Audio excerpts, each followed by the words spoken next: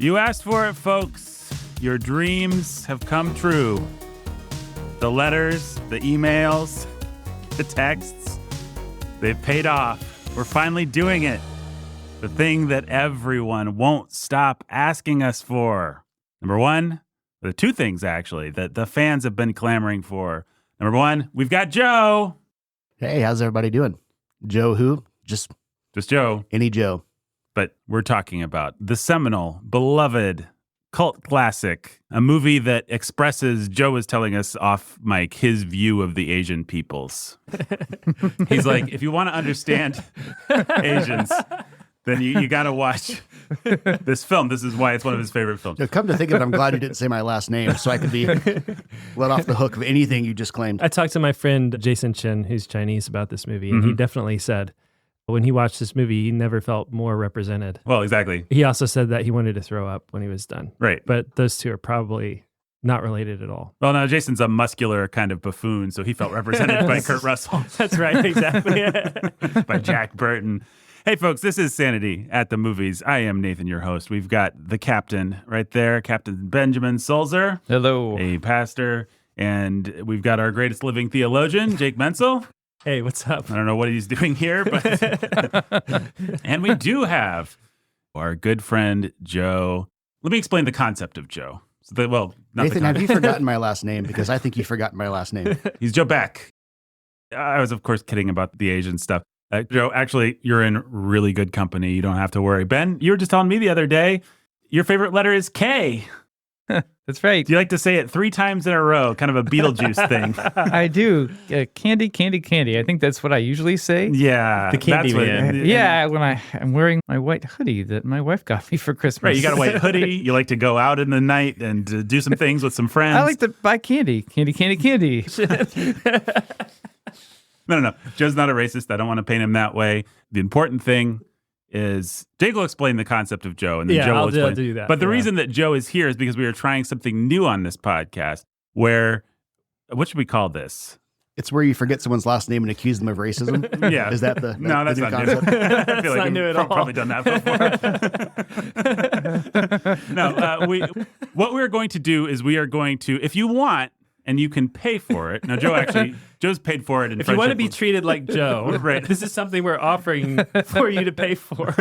Right. We're test driving this idea, taking it around the block.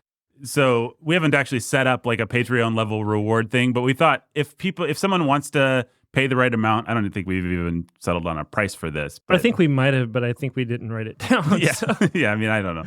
If you want to come on and you want to talk about one of your favorite films with us and do an episode, now you have to be prepared to run with the big boys like Joe is today. But if that sounds fun to you, then you can do that. So I think we're going to have Joe on, and we have a couple other guys that we have lined up. And this is just proof of concept. This is, okay, let's test drive it. Let's see if it works. Let's see if it can be super fun. So if you got any kind of movie that you just think would be fun to talk about on this show with us, and you like how this works, right, then that's something that we're going to add in as a Patreon reward level. Yep. Maybe you're like, the guys are never going to talk about, what's a movie that people want us to talk about? Teenage Mutant Ninja Turtles 2, The Secret of the Ooze. Secret of the Ooze, yeah. And you're but right. That's my favorite movie. Yeah. And it would be hilarious or fun to talk about that. And I want to come on and get called a racist for 10 minutes. No, I'm not promising I'm going to call everyone a racist. I'm not saying that Joe's a racist. He had some interesting ideas, and we listened. Well, here, to assist you all, you did mention that if you can't afford the monetary price, you can pay with your reputation. Right. That's right. Yeah. Listen, we're talking Big Trouble in Little China. There's a big thing, and there's a little thing in this movie, and we're going to talk about both of them. We're going to talk about everything. This is a cult classic. This is a movie that I am very happy to talk about. It gives us a chance to talk about John Carpenter, a great filmmaker. And I don't know, we'll see where everybody lands on the podcast. Maybe we should start with some baggage so we can understand who Joe is. I guess we should just start with, should we say who Joe is? Sure. Yeah, okay, so who's Joe? So back in high school, and maybe Joe will have to help me out with this. Back in high school, I became a Christian somewhere around my junior or senior year of high school. Around the time I was coming to faith, I walked into a hardware store to apply for a job. And Joe was there working, And I knew Joe a little bit from school. We weren't on the best of terms because I had spent a lot of time making fun of him. And Joe, out of the blue, invited me to go to Blues Fest. And I said, yeah. And we went, we hung out, we hit it off, and we became best friends. We spent a lot of time growing together, working through things, just like theologically. And we were just young, immature dudes in our faith. I started going to church with Joe, started getting involved in different things. And so early on, through the end of high school and through college, we were just best friends. It's one of those friendships, relationships that God gives you that's formative, shapes a lot of your life and faith. And then things happen. You have families, you move across the country, and there's distance. But every time we get together and hang out, it's like we pick up right where we left off. And so it's been sweet and cool. Yeah. And so Joe's been all over the place, Tennessee, Maryland, North Carolina, working in different PCA churches as youth minister and music minister. We've stayed in touch, and he's had me out to do things at various churches. Now he's back in town, and he had this idea. And actually, I think this whole reward level idea came about because Joe was like, hey, I'd love to come on and talk about this. I think it could be a lot of fun. And then we got to talking about it, and we're like, yeah, that could be a lot of fun. It could be cool, and this could be something that we could do with other people. We got to be sure that it works and that it's fun and that sort of thing, but let's give it a test drive. So here we are doing that. So Yeah, I think you summed it up good. Yeah, I think we had 2 summers in a school year hanging out yeah, as best friends, and really 20 years later, just certain times they can be dense in terms of meaning, you know? Mhm. They don't have to be like these lifelong type things, but we really had summer after junior year, yep, senior year, summer after yep, senior year, alienating a lot of people. yep, But, growing close, just kind of found each other at the right time. And so I was kind of coming into myself too. Jake wasn't always super nice as a freshman, but I was an easy target. I was kind of a jerk. So yeah, but him and I, we kind of found Jesus around the same time and had a lot of life anger, I think, to work through, a lot of angst that we kind of understood each other on and grew through all that. And yeah, and I really, with Big Trouble in Little China, I enjoyed the thought of hitting Jake with a movie that he had never seen before, Mhm. that I thought would take him off guard. And then when I realized you two had both seen it, I was like, well, this is perfect. 3 of us getting to take Jake off guard with a movie that there's nothing else like this movie that existed before or since. Can you confirm? And just wanted to get your gut thoughts on something that I knew you'd never seen that and you'd have no context for. yeah.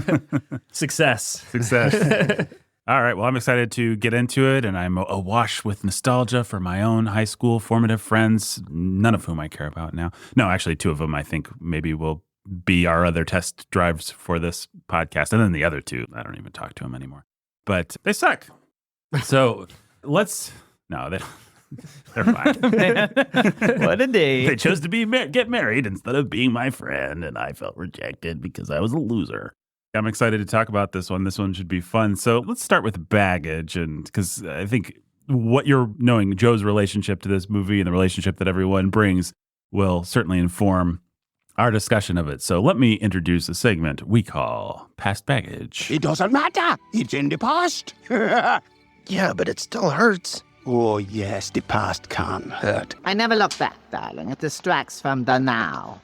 Welcome to Baggage. Joe, what is your relationship to this movie, sir? Well, so my father dominated the TV growing up, Mhm. and he had extremely campy tastes in TV. And so we watched every B horror movie growing up. He was a huge Star Trek fan. And so we never really got to choose what was on the TV. It was kind of always up to him when he was home, what we were going to watch. And we used to joke he didn't like good movies. He just liked bad movies and bad TV. If it was campy, if it was on the nose, he really enjoyed it. What kind of B horror movies we talking? Like what are some titles? Oh, gosh. Stuff I should not have been watching as a kid, probably. Things like the old Creepshow movies and Sure. things like that. And every sequel, every like sequel to your everything. Friday the 13th kind of Yeah, stuff. it was almost too mainstream for him, Mhm. between, I guess, those first Halloween and Friday the 13th and Nightmare on Elm Street movies. Between that and Scream, we had this real downtime for horror movies, but not for him. He thought all of it was just fantastic. There you go. And so, and say like that. And so all the Star Treks, Mhm. Next Generation and Deep Space Nine and Voyager, he was very obsessed with, like I said, with camp, really, a lot. And he passed a couple of years ago. One of the ways that it wasn't the greatest relationship with him, but one of the ways that we can connect with him in some positive ways is finding some of the stuff that he would have us watch all the time and go back to them and realize, okay, actually, some of this was okay. Some of this is actually pretty clever, pretty good, and some of this is pretty enjoyable. And of all of those, I'd say Big Trouble in Little China is the one movie that I really go back that we had to watch 1,000 times. And I'm like, this is actually really clever and really funny. And even the misrepresentation, I think there's a point to it, which you were seeing all of this through Jack Burton, that the lead character's eyes, played by Kurt Russell. And he doesn't understand anything, right? But he thinks he does. And I think that the misrepresentation there that's part of it. Right. We're seeing the world through this guy's eyes, who is so confident undeservedly. Right. And as I've gotten older, this movie is just, when you're a kid, there's the kung fu fight scenes. It's great. But as I've gotten older, I've just come to really love the dialogue and some of the subtle stuff that you don't pick up until you're older.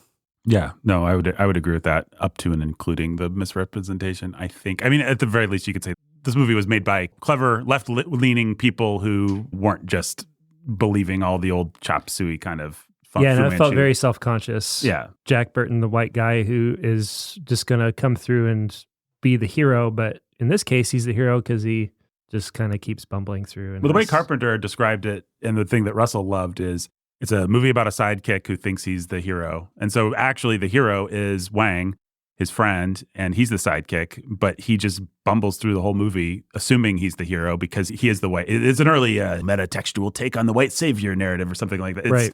This guy who just, because he looks like the hero, and assumes he's the hero. And I'll go ahead and give my baggage. The first time I saw this movie, I don't remember, I was a teenager. I was confused by that. I did not get it. I was like, what? Why isn't Jack Burton cool? And I think that was actually how a lot of people responded to this movie. They did not get the joke. And I was one of those people. I was just like, I liked Carpenter. I think I'd seen a lot of Carpenter flicks at that point. But this one, I think maybe by the end, in retrospect, I could look back and say, okay, I see what it's doing.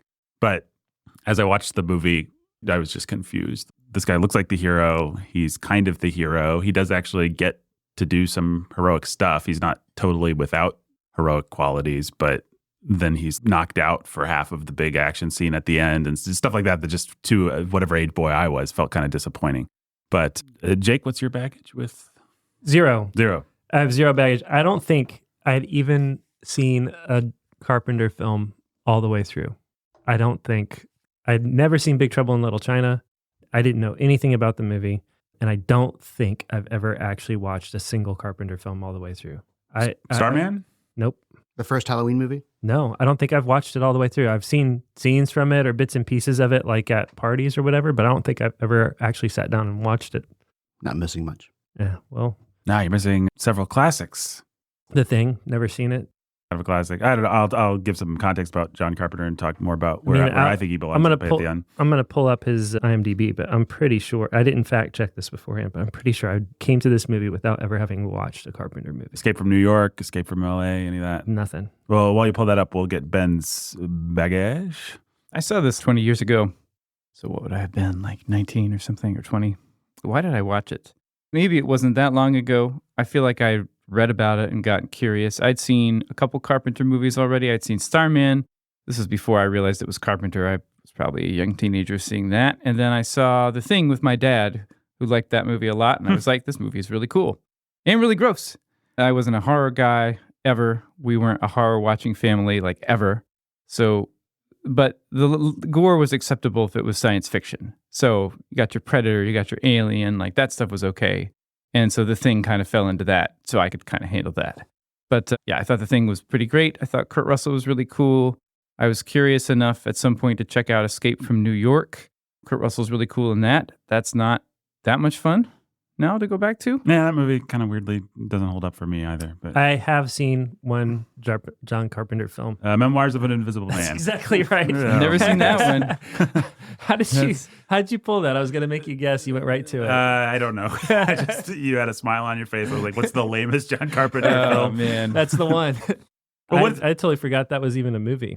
Joe, what John Carpenter films have you seen of the classics? Just thinking, Memoirs of an Invisible Man, that's Chevy about my Chase? first 2 years of Chevy high school. Chase, yeah. I wish I had a drum. No, I don't have any stomach for gore. It's funny, my wife, who is the most wholesome person I know, loves horror movies, though. And it stresses me out because every Halloween I oblige her a couple of horror movies. Oh, man. I really get too invested and too stressed out. And there is a level of camp, and you all aren't my psychologist. It might just be because I had to watch this stuff so much as a kid, but I can't go back and watch any of it for the most part unless I really enjoy it. It just isn't, it doesn't speak to me. I think I enjoy things that are, especially metatextual camp, where they're trying. And I feel like John Carpenter tries a lot and didn't hit the mark where I went back and watched Halloween and did not like it. Mhm. It's Never seen it. Because you didn't like it, like it was boring, or like it was like too scary, like it was a college student's final project. It's in Illinois and there's palm trees in the background, and I don't like that. I don't like the kind of fact that it's stuff, and- supposed to be Midwest and it feels so California down to the outside lockers at the school. Exactly. Or the scene where they're trying to find Michael Myers and he's driving around in a stolen car in a mask right behind them. He pulls up he takes a left turn behind them where they're looking the wrong direction. And it's like this town of 3,000 people and they can't find a guy in a mask driving a stolen car. And the whole thing just seemed really ridiculous. And it seemed very exploitative, I thought, as well, that there's gore and there's nudity, and it all feels to me especially exploitative. You know, there's just no reason for it other than it was made by someone who wanted those things to be in this movie. Yeah, I know. I think John Carpenter would agree with you. Yeah. He was nothing if not, what's the word? Cynical. I don't know. Honest about what he was doing. Yes. All that said, I think Halloween and Big Trouble in Little China might be the only John Carpenter movies I'm sure I've seen more growing up, but I can't remember details of the other ones. I think I've seen most I'm sorry. I didn't mean to interrupt. No, go. The one with Roddy Piper. Oh, sure. They Live. They Live. Yeah, I've seen lots of They Live. A touchstone for alienated conservatives and liberals these days on your Twitter and your everywhere. And I think I've seen most John Carpenter movies. Maybe I've seen all. I don't think I've seen Memoirs of Invisible Man, but Starman is a nice romantic movie, and obviously the classics, your Halloween, your Thing, your stuff like that. I have really fond memories of some of these movies, watching them at sleepovers and stuff like that. I remember watching The Thing with a group of teenage guys and just really enjoy, everybody. There's a famous moment from that movie that's always stuck with me, a gore moment. It's shall we say, a surprise amputation scene that's about the most effective jump scare I've ever seen. And it was really fun to be a 14-year-old boy, see that with my friends. So I have nostalgia for those kinds of things. Is that a movie I should show at Halloween to my... It is incredibly gory. It is very gory. So no, probably not. But it's a good movie. I mean, it's in your Aliens, Predator sort of genre. I'd say it's the equal of Alien, probably in terms of artistry and actually creating an atmosphere and stuff like that. And it's not the kind of gore that bothers me. It's you can see the seams. It's practical effects kind of stuff. So a lot of it's fun kind of plasticine models covered in goo type stuff, which I just enjoy the artistry of. But in any case, yeah, anybody have any other baggage with Carpenter, with with Big Trouble, anything? Well, I guess I do have other baggage, but it's just contextual. Right. I mean, it's just the 80s. Right. And I think that's worth saying. I think if you're going to come to this movie fresh, like I just did, and have any enjoyment or appreciation of it, just having enough sort of Spielberg, Jim Henson, 80s fever dream appreciation, nostalgia will do a lot for you. Yes. And if you don't, you may be out of luck. Yeah, he's got that wonderful John Carpenter electronica score, which Stranger Things and so many other things are ripping off these days. Yeah, it's just dude captures the vibe in this movie 100% that people are trying to rip off and go for. And so if you have a little hankering for that enough that you're willing to explore Stranger Things and stomach it, then this is hey, this ticks that box really neatly and in a fun, bizarre, off-beaten sort of way. Yes. I think it really tests your ability to like stuff from that time period too. Yes. For example, everyone our age likes the Killers, but how many people like the Talking Heads, right? It's kind of the same thing where it's people like cherry-picked nostalgia, I guess, from something like Stranger Things. But if you go back and get the real vintage. Cherry-picked, cleaned up, and popified versus the legit. The legit, yeah. To the John Carpenter score point, I do highly recommend everyone go back and find on YouTube the John Carpenter music video. Yes, it's amazing. Oh man, it is. It's actually a good song. First of all, I think it kind of rules. You're looking at me like that's a crazy take. My brother last night hijacked every Bluetooth speaker in the house, no matter where I was at, and played that song. I was trying to take a shower last night, and he played it in the shower through the Bluetooth speaker, so I could not avoid that song last night. And so it is such a new. It's the theme music that you hear in the movie. So it's John Carpenter himself singing, and he's doing this really kind of Talking Heads kind of thing. It's like a Jim Morrison Talking Heads thing. It's so weird. Yeah, it's cool. He's got a really deep voice. And then it's Nick Castle who played The Shape. He played Michael Myers. He's called The Shape in the first movie. And it's somebody else. I don't know. It's three of these guys that are known for other things, and they're just jamming out to, and it's got these ridiculous lyrics Big Trouble in Little China. It's amazing. It's the worst song in music video I've ever seen before. I loved it. I love any song. I've said this on podcasts before. I love any song that is completely inapplicable to any other situation. Oh, what a beautiful morning. Oh, what a beautiful day. You don't have to be in a Western to know what that song's about. But you go to Carousel, the other musical by Oscar Hammerstein, whatever, and they've got the song, oh, what a beautiful clam bake. It's been a great, great clam bake. And I love that song because it can't possibly be a metaphor for anything. It's just a song about clam bakes. And another example would be the theme song from The Goonies, the Cyndi Lauper song, Goonies are gonna get it done, or something. I forget what it is, but it's like that song cannot be about anything. It's just Goonies just want to have fun. Yeah, basically. But unless you're a Goonie, that song does not apply to you. And there's only 5 Goonies as far as I'm concerned, or however many there are. But I love songs that are like dorkily. Here's one more example and I'll be done.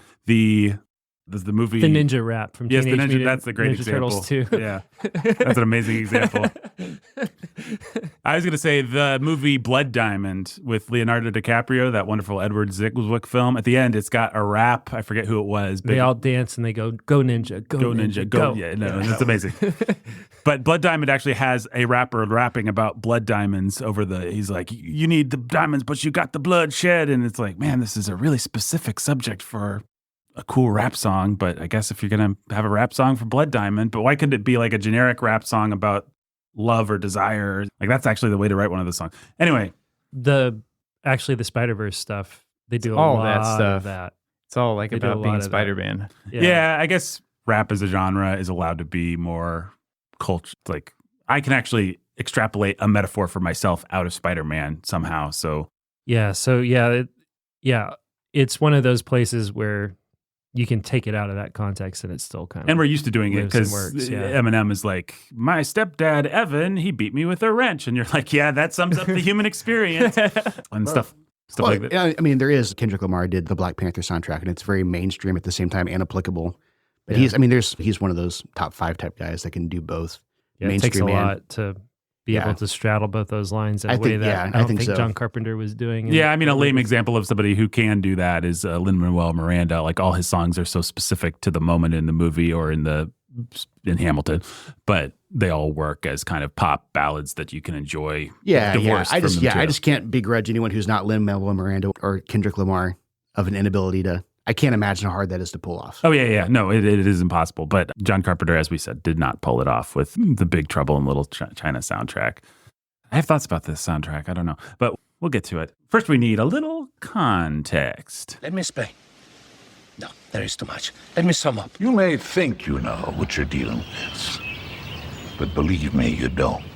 Thank you, John Huston, best voice in all of cinema. Ben, I think you looked up some of Joe's favorite themes like xenophobia and Yellow Peril. The Yellow Peril and stuff like that. It's okay. I'm sorry, okay. I'll stop. I mean, so long as everyone knows you're joking. People will feel bad.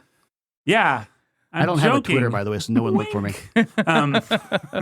No. Emphasis on the Joe and joking. The Joe. Yeah, we really put the Joe in joke. Great moments in podcasting with Ben Sulzer. That's what I'm here for. No. Joe is not a virulent racist, folks. I want you all to know that. Be very clear. And this is the part where I come in with a little. I'm waiting for you to say, well, he's not virulent at all. No. He's a subtle. No, Joe's not a racist. I think he had some interesting ideas about the races. No, so sorry. This is what you get if you want to pay to be on this podcast. This is what you get. Man. Joe, you're among friends. You're in good company. That's what I'm trying to tell you here. Ben, you were saying you've got a boy, right?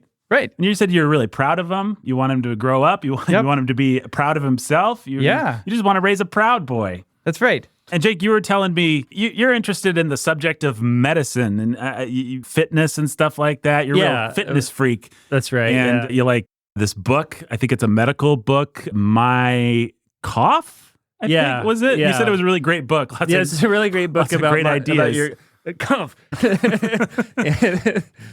Listen, folks. Joe is not a racist. No one on this podcast is a racist. We're saying these things for silly humor. I want that to be very clear. There is no racist here except for Ben Stick 'em on a Boat Sulzer.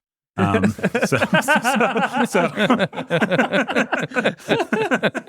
As my friends know me. Ben, you had some context you're going to provide, right? Well, so Big Trouble in Little China, it's got a villain who is sort of a takeoff of Fu Manchu. So starting with him, I'm going to give a little context for the kind of stuff this movie is playing with. Fu Manchu is a stereotypical Chinese villain. I mean, or he became the basis for a lot of stereotypical Chinese villains, at least for white people like us. He was created by the English novelist Sax Rohmer, which is a pen name for some reason, of Arthur Ward. So this guy, Arthur Ward, lived in the late 19th century, that's an interesting question. early Joe, 20th. if your name was Arthur Ward, would you change it to Sax Rohmer as your pen name? Because I think Arthur Ward's kind of a cool name. I think I'd go by Artie Ward and be a sports writer. Artie Ward, yeah. Artie Ward on the beat. That's pretty great. I like it. Well, that's good time. I mean, that's the right time period too, right? Late 19th, early 20th century. Yeah. That's perfect. That's exactly who you want covering the Yankees. or Yeah, Artie something like Ward that. is interviewing Okay. Following Babe Ruth around. Babe Ruth, yeah. There you go. So Rohmer created his great character Fu Manchu before World War I, and Rohmer's kind of downstream of Poe and Arthur Conan Doyle, and so he likes all this pulpy stuff.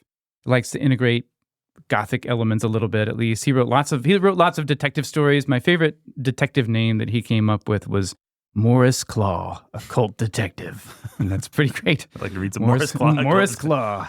But he wrote 13 Fu Manchu novels, and he was playing off what we might generously call superstitious fears about Orientals, or so-called, and specifically Chinese. So Fu Manchu is this creepy evil genius who's plotting to take over the world. He wants to restore glory to the Chinese empire. He wants it to have dominion. He also just wants to take over the world.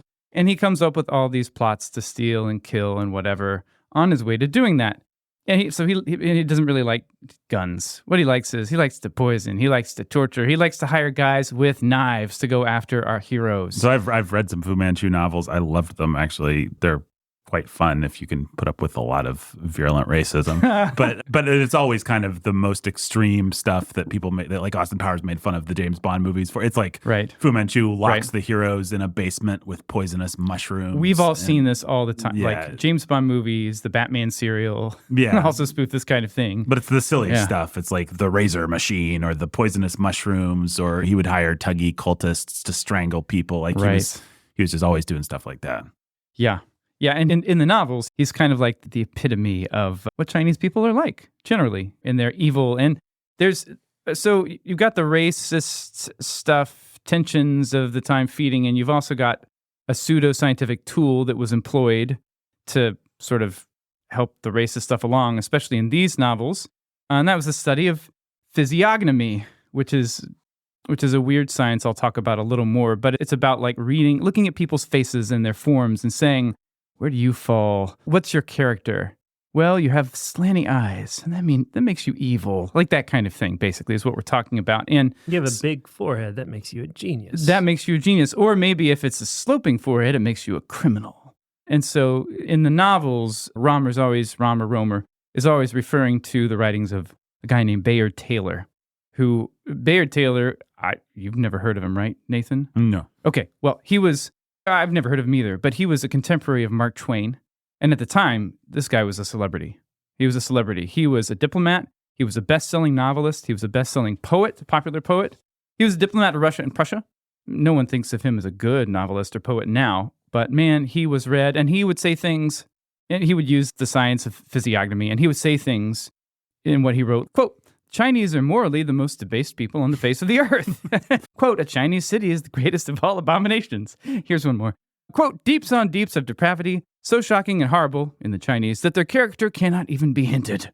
And so in the Fu Manchu stories, the heroes will actually refer to Bayard's writings by name, as though they're science.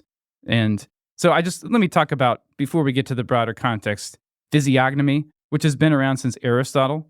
It's been in and out of favor, including academic favor, including political favor. It's been in and out of use. And so a lot of the time it's been bought into. Like, yeah, of course you can tell what people are like by the kind of features they have, and you can make judgments, and we should.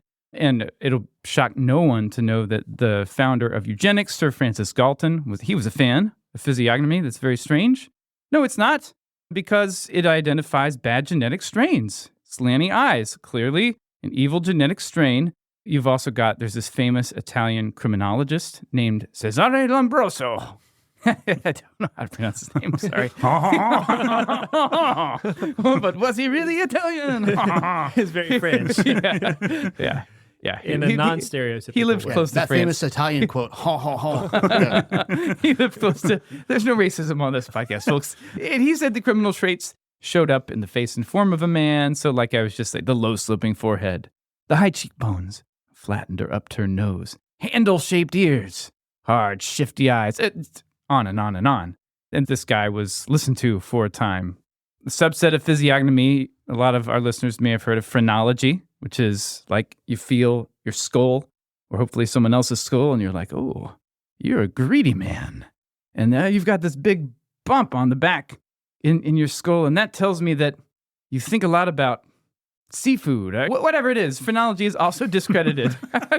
I would say this, though. I think that in the broader context of Big Trouble in Little China and for today, that physiognomy has rightfully fallen out of favor, but we do it all the time. I Right. think. Yes. Yeah. And so I think what you've got in this movie is it would never admit to any of this, right? And I don't know that any of us admit to ourselves we're doing this, but we do it all the time. Right. And for example, I grew up dirt poor. And so I've got a gap in my teeth. Mhm. When people look at somebody who's got missing teeth or a gap in their teeth or whatever, there's physiognomy that goes on there. You make assumptions. You're making assumptions about that person's upbringing. And so You do. I think what this movie does bring up, rightfully, I think it does a good job of it in a very funny way without just coming out and saying it, is that even though a lot of these Fu Manchu type characterizations, we don't talk about it anymore, but it's all still there in a lot of ways too.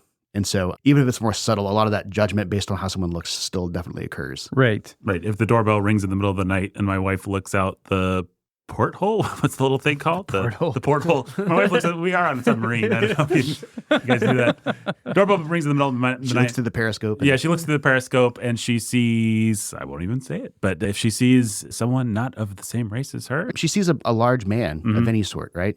Yeah. As opposed to a diminutive woman. Yeah, she's going to make a judgment. If she sees a large black man, she's going to make a judgment.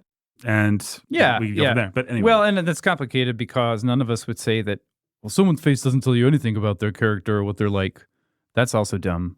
But drawing the line well is hard, takes discernment, and we're all subject to rush judgments on other people. By the way. Right. Yeah, obviously, as Christians, obviously, any sort of this, I can't even think of how to say the word now, the science word. Physiognomy. Physiognomy based on any sort of racial. Obviously, God calls us to something better than that. Yeah. But I think that movies like this, obviously coming at racial harmony from a different perspective, I think. But I think it does rightfully get at the idea that this stuff is still super ingrained in us. Mm-hmm. You Yes. know? Oh, yeah. Yeah, definitely. Just one more note on Sax Rohmer. Sorry, Sax Rohmer. I know. What a great pen name. I could not believe this, but he died in 1959 at the age of 76 due to an outbreak of something you'll never guess. Yellow fever. No, unless that Asian flu. I thought that was amazing. So is Jake actually the big racist? Yeah, I think he is. You set him up. But Oh my goodness. I could not believe that. Rest your soul, Sax Rohmer serves you right. yeah, you got him. It really does. Serves you right. It really does. Just It was a plot. Yeah, it was a plot. Well, Sax Rohmer himself said, let me see, where did I put this quote? I've put it further down. Oh, yeah. Here's what Rohmer said about all his work later in life. I made my name on China because I know nothing about the Chinese. So that's how he pawned it all off. He said that the reason he even started writing these novels with a Chinese villain, with Fu Manchu, was because he consulted his Ouija board. How should I make my fortune? And the Ouija board came back, Chinaman. That was his claim about all this. So, yeah, just a word about it's ridiculous, right? Invest in China. It's like he's his own pulp novel or something. So, just a word about the broader stuff, the Yellow Peril stuff. Bayard, the guy I was talking about who was so popular, who we've forgotten, who was a virulent racist, he was just kind of a man of his times. Maybe he was extraordinarily stupid and hateful. I don't know. But racism against the Chinese was all over. There's a book I saw that after researching this stuff, I wanted to read. I read about it a little. It's called The Yellow Peril, Dr. Fu Manchu and the Rise of Chinophobia. It's mainly about Britain, but it looks pretty cool. So Yellow Peril is a term like Red Scare or Red Menace. We use that to describe communists, especially the Soviet Union during the Cold War. But Yellow Peril has a wider net because it's a racist epithet for not just Chinese people, but by extension, kind of all peoples of the East, maybe excepting Russia. And it got traction in the late 19th century, especially when Chinese immigrants were coming in masse to the US and Canada and Australia, and they would work for less money than their native counterparts. And so people felt undercut, and they were like, these Chinese people are going to steal our economy, they're going to steal our country. The term Yellow Peril actually comes from a German diplomat who was advising Kaiser Wilhelm II that he needed to do some colonizing in China. That is strange, fascism coming from Germany. So later on, Russia... Racist. Why are you racist against Germans, Ben? I'm not. But I I like have German heritage, and I feel German personally heritage. offended. I have me too. Yeah, some of my best friends are Chinese. Chinese German.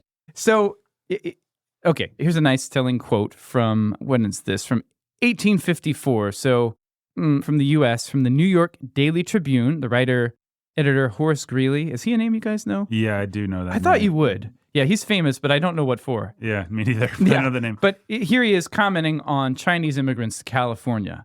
But of the remainder, what can be said? They are, for the most part, an industrious people, forbearing and patient of injury, quiet and peaceable in their habits. Say this, and you have said all good that can be said of that. They are uncivilized, unclean, and filthy beyond all conception, without any of the higher domestic or social relations, lustful and sensual in their dispositions. Every female is a prostitute of the basest order. The first words of English that they learn are terms of obscenity or profanity, and beyond this they care to learn no more. So that's kind of his considered and measured take on Chinese immigrants to California. And in fact, again, this is also just of a piece because all over the Western world, governments were promoting the idea that the white race, so-called, especially as time went on, the white race, so-called, and the yellow race, so-called, were at war to see who would be master of the world. I guess the narrative hasn't changed, right? Because today we feel the same way about China. We're just more politically correct in the way that we express that. And so this idea of who will be master of the world and we're in a race is actually, I'm almost paraphrasing this quote from a 1911 British article called The Chinese in England, a Growing National Problem, that was being passed around to British government officials at the time. Okay, so that was 1911. Let me drop back a few years. The Boxer Rebellion in China happens, late 1899 through 1901. So people are like, you see? Because this is a big problem because the Boxers are this anti-colonial, anti-Western movement that rises up and people are like, they hate us, they're going to kill us. Really, what the Boxers did more of was killing Chinese Christians because they'd been Westernized, you see, and they needed to die. And so that this was suppressed by the West. But this is all to say, Sax Rohmer has loads of tension to play with, just tons of tension to cash in on when he writes his first Fu Manchu story in 1912, and he was very financially successful. And so obviously all of these stereotypes and this kind of sense of, well, now we can play with this pulpy stuff feeds into Big Trouble in Little China. I think that's a great setup to this very fun, schlocky action adventure pulp film that we're going to talk about. Yeah. Well, it's interesting to note that a bunch of white guys played Fu Manchu through the 20th century. Christopher Lee had a run as Fu Manchu in the 60s. Boris Karloff played a really good Fu Manchu in the 1930s in a very sadistic 1936 film, I think it was. I didn't really look this up, but yeah. So good old Fu Manchu. He gave us the name for a cool mustache at the very least. Well, keeps on going with John Wayne playing Genghis Khan. Yes. Right? With a Fu Manchu. Amazing. Yeah. And I don't want to get to the politics of who's allowed to play who, but there is a line in somewhere. situations like that, there's something going on that's we can wicked. be on the other side of the line from John Wayne playing Genghis Khan. Yeah. I think that there's obviously something wicked going on and only trusting white actors to play these roles. So yeah, what movie did we watch? Oh, what's it called? The Indian adventure movie.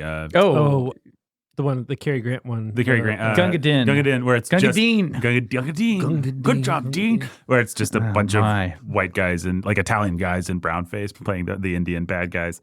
So the thing I want to say about this, I do miss, oh man, Okay, so here's the sentence I was going to say, but this sounds terrible. I was going to say I do miss a certain ethnocentrism in our entertainment. That just sounds like I'm one of these weird Christian Kenneths or something like that. But what I miss in your modern Disney films, for example, what I think I will probably miss in this new Indiana Jones movie is the idea that as a member of one culture, I am allowed to be fascinated or frightened or repulsed or just interested or intrigued by the attributes of another culture. Like somehow tolerance has become the idea that every culture is equal. And so we kind of just shave off what's fascinating or frightening or interesting about other cultures. It just becomes homogenized. We reviewed the new Guy Ritchie Aladdin movie a few years ago, and they shave off a lot of the stereotyping, the sword swallowing type stuff from the animated Disney movie, but they also shave off a sense of wonder and the exotic East and sort of old ancient Arabian culture. And I think there's a way to not be a racist, but also read the Arabian Nights, just to take that example, and say, man, this is weird. And what a crazy culture. And what an evil culture with all this demon rape stuff that's in the original text. It's not that there's a way to say a certain culture has these attributes, even has these bad attributes, without saying that every person from that culture is bad, like without being the Horace Greeley quote or whatever it was. Right. And I feel like today, in sort of liberal filmmaking, we're so hamstrung, so afraid that we're not even allowed to sometimes acknowledge what's interesting about a culture. Like even something like was the Marvel movie with the Chinese kind of stuff. Shang-Chi. It's like there's a little bit of that flavor of at the very beginning with the guy meeting the maiden, and they have this kind of wuxia fight in the forest, and there's a little probably bit one of the best scenes in any recent Marvel movie that I can think of. Yeah. But then the rest of the movie just kind of feels, there's some good scenes, there's some good action scenes, but it feels kind of flat. It's like we're not actually engaging with what's different about these people all that much, or what's interesting about these people all that much. So hopefully I said that in a way that doesn't sound... I think what I'm gathering from what you're saying, I think the New Testament is really, as the Holy Spirit's inspiring this writing, really careful to not turn Christianity into this homogenous cultural thing. Yes. That the command is, for example, be modest. Well, what does that mean? Well, it means different things in different places. There's context for these things. And it's one of the beautiful things I think about Christianity is that it can go to India and look like India, go to a country in Africa, like the Central African Republic, and it's going to look like the CAR and maintain some of that. And you can see the beauty of it. And part of the contribution of every tribe, tongue, and nation is that you maintain the beauty of how God created those cultures. It refines them. It doesn't do away with them. Right. And it redeems them.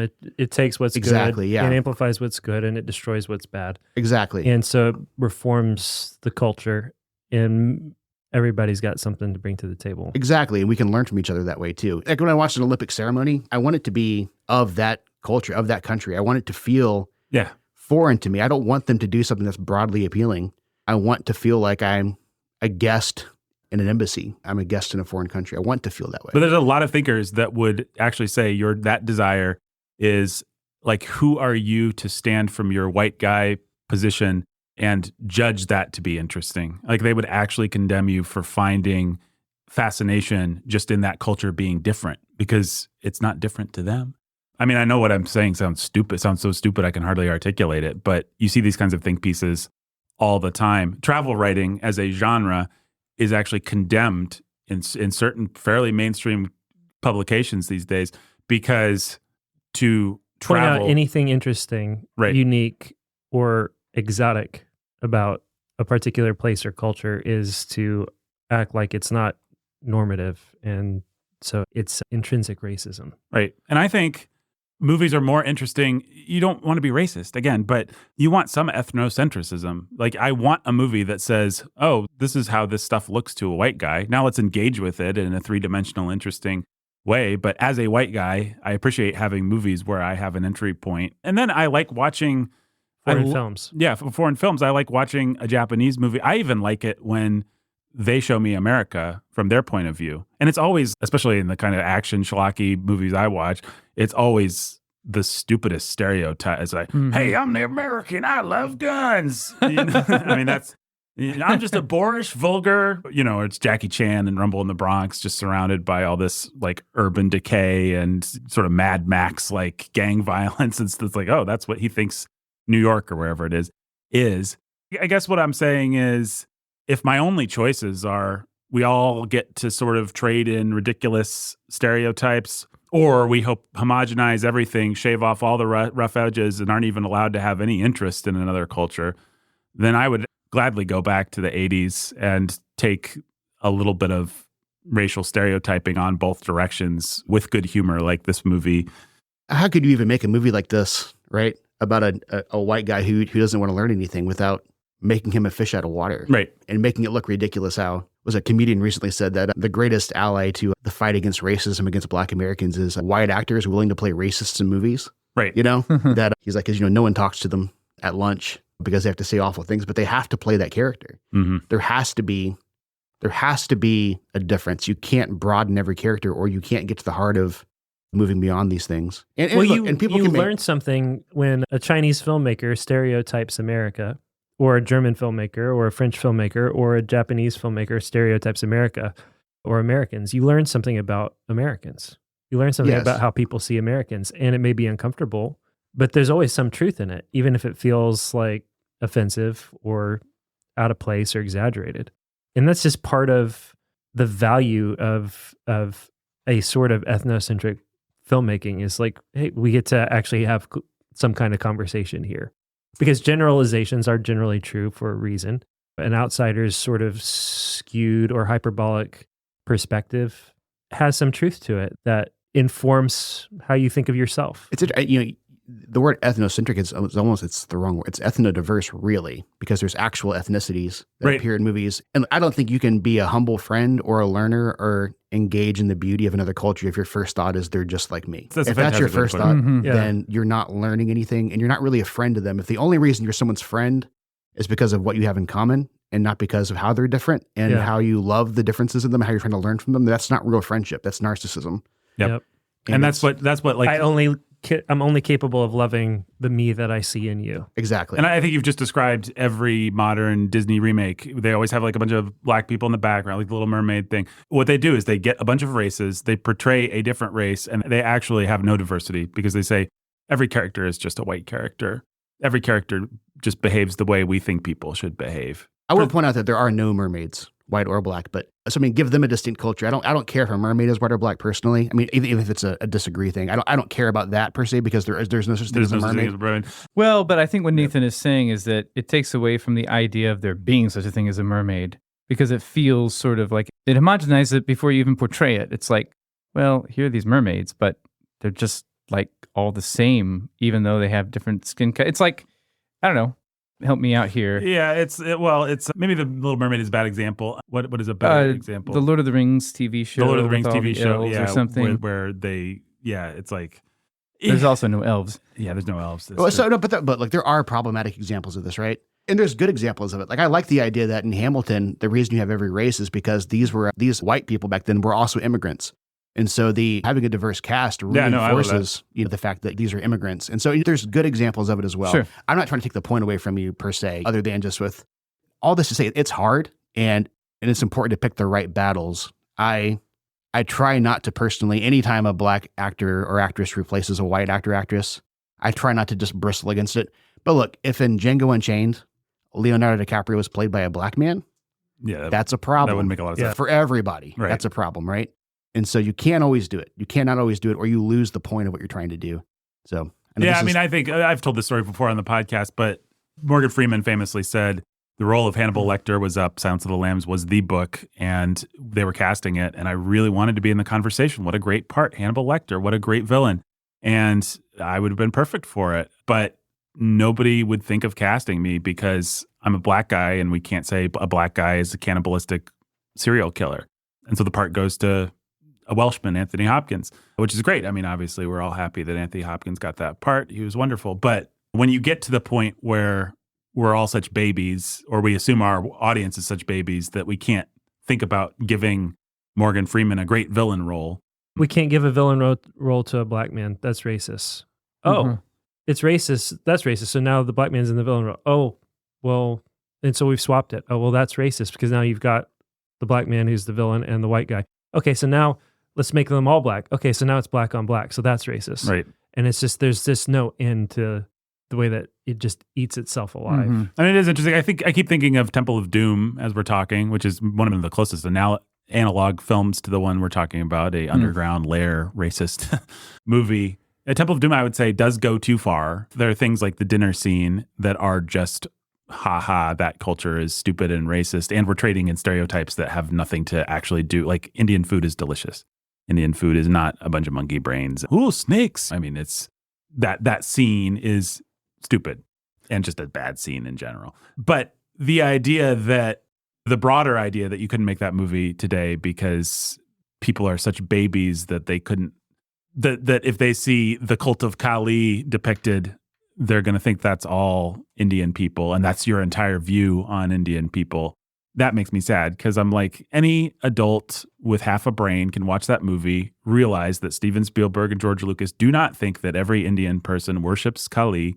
It's like Jake was saying about the boorish portrayals of Americans in our films. It does get at something about Indian culture and their love of death, their love of the demonic. But also, we all understand that they're not all in underground caverns ripping people's hearts out. We start with that assumption. And so to assume we're so stupid that we need a filmmaker to explain it to us is reductive and deprives us of good entertainment. So, yeah. No, it's important to have these kinds of conversations, right?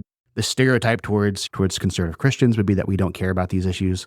And it's not that we care very much about these issues. We just want to do it the right way. We want to actually solve it the right way without being condescending towards people that we say they can't handle it. It's like, how about instead of focusing on all these things that don't make a movie better, we just make really good movies thoughtfully, and then we treat people like adults and we have conversations. Well, as John Carpenter says on the commentary track, it's not like we're suddenly all aware of this stuff now and nobody was thinking of it at the time. People were protesting this movie because of its depiction of Asian stereotypes at the time. And Carpenter's just like, they started protesting before we'd even finished the movie. So I went to all the Chinese and Chinese American actors and said, like, is there something we're doing wrong? Can we change something? And of course, they were all like, no, this is just a fun movie and we're happy to be here. We're happy to be getting paid. We're happy to be playing these cool action figure type characters. Like, none of us have to a man, to a woman, none of us have any problem with this.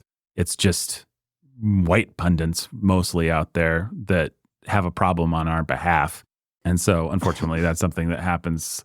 Did you have anything else? Okay.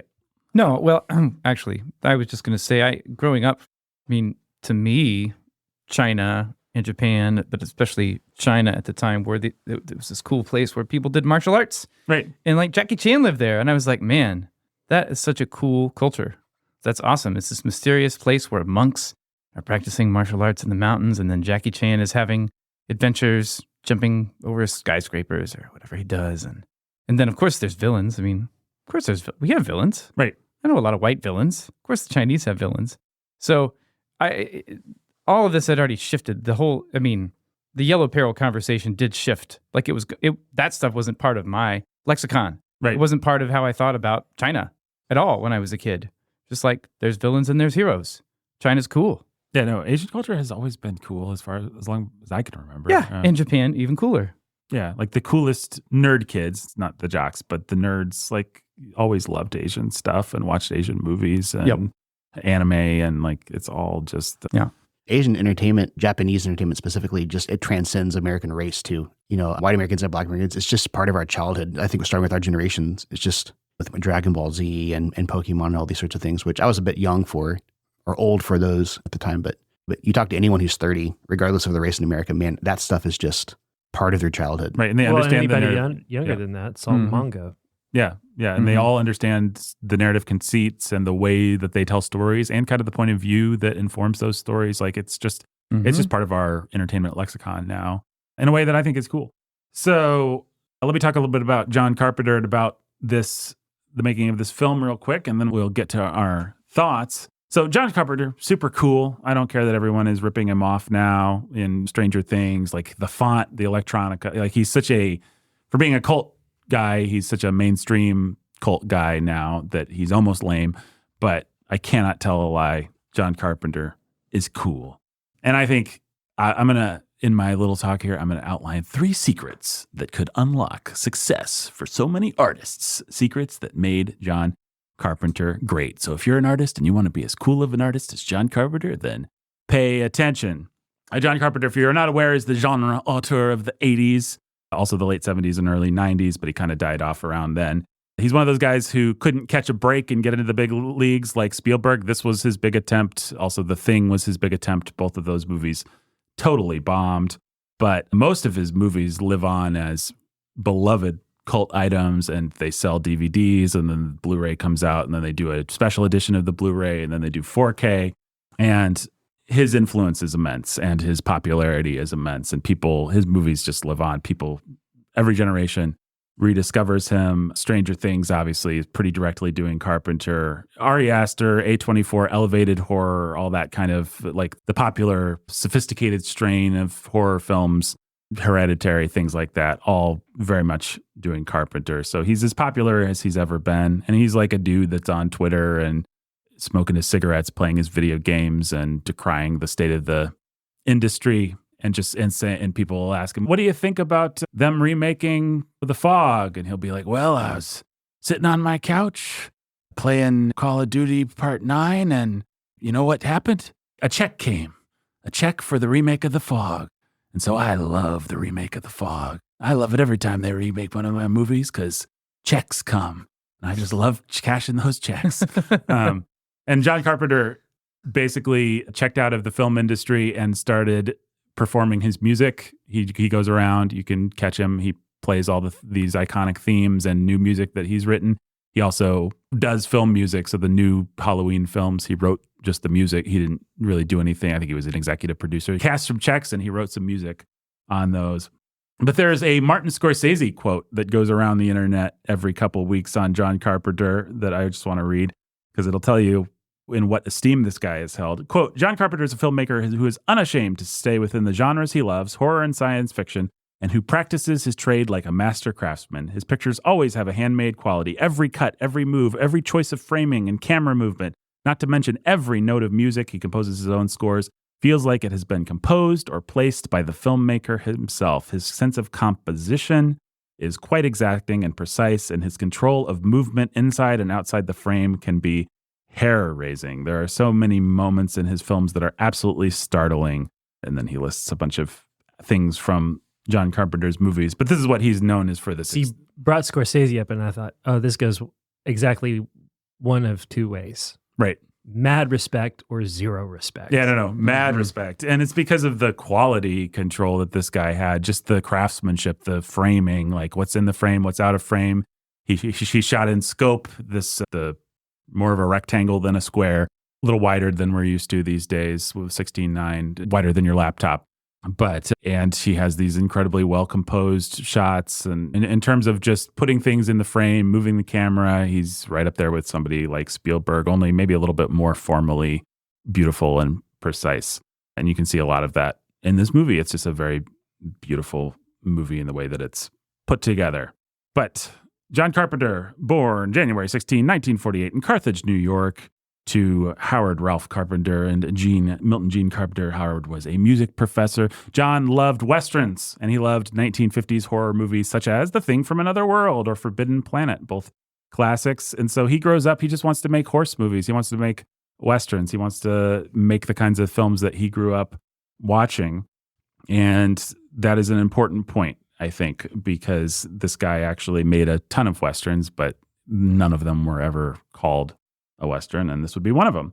He went to the University of Southern California's School of Cinematic Arts in 1968, but he did not stick around. He started making a student film, and he did such a good job on the student film that he realized he could drop out and just promote it as a film that people could watch. That is called Dark Star. It is still out there. Some people like it. It was actually co-written by Dan O'Bannon, the father of Alien, the guy who conceived of who wrote the screenplay for the first Alien movie and worked out the mechanics of the famous life cycle of the alien, a pretty iconic monster. They made that movie for a few $1,000s, duct tape, but it proved that John could do movies, and he did everything himself. He shot, he edited, he composed the score, and already had this kind of really formal control over everything. But then he made his first kind of classic movie, which is called Assault on Precinct 13 in 1976. And Assault on Precinct 13 drew from Howard Hawks, from Rio Bravo, but it put it in a modern context. Again, John Carpenter really just wished he could make John Wayne movies. That's what he grew up loving, even more than horror movies. But that wasn't going to sell.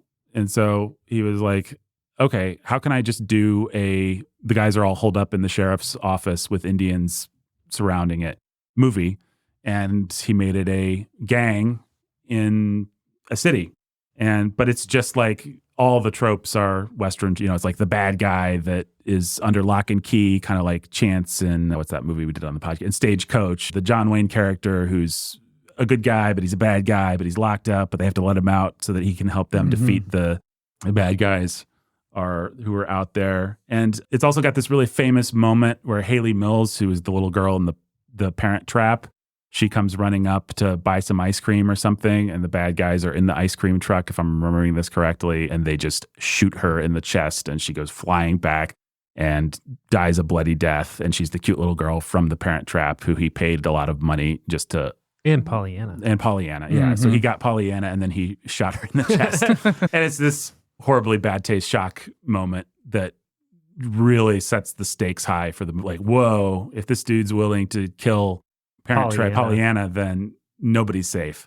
And so here's my creative secret number one from John Carpenter. There's always a way to take the things that you like and meet an audience halfway. I mean, this is what this guy has done so well through his career is he's made the movies that he wants to make, but he always made them within the genres that were popular at the time. So he did horror, he did sci-fi, he did urban violence, kind of dirty, hairy stuff. But he found a way to bring his own obsessions and his own things into them. And I have mad respect for the artists who can do that. I mean, I think the best art is always art where the artist says, like, I want to do this thing. Now, how do I put it in a package that people will like? I think it's incredibly selfish when you're just like, I want to do this thing. And I think it's incredibly compromised when you're just like, what will people like? But if you can actually have the smarts and the wherewithal and the integrity to say, I'm making a contract with people that they should be happy that they saw my movie, so I'm going to do it for them. But also, there's no way for me to even do it with any integrity if I don't bring myself to it. And so how do I put those two things together? That's a tricky thing, and it informs every kind of artistic or performative pursuit that there is. And John Carpenter is a really good example of a guy that I think did that kind of thing incredibly well. And sometimes you'll catch him and he'll seem like such a rebel, such a like the studio, I had to do and sometimes he's just the most crass, I'm cashing checks kind of a guy. But I think that there are those two things within him that are cool.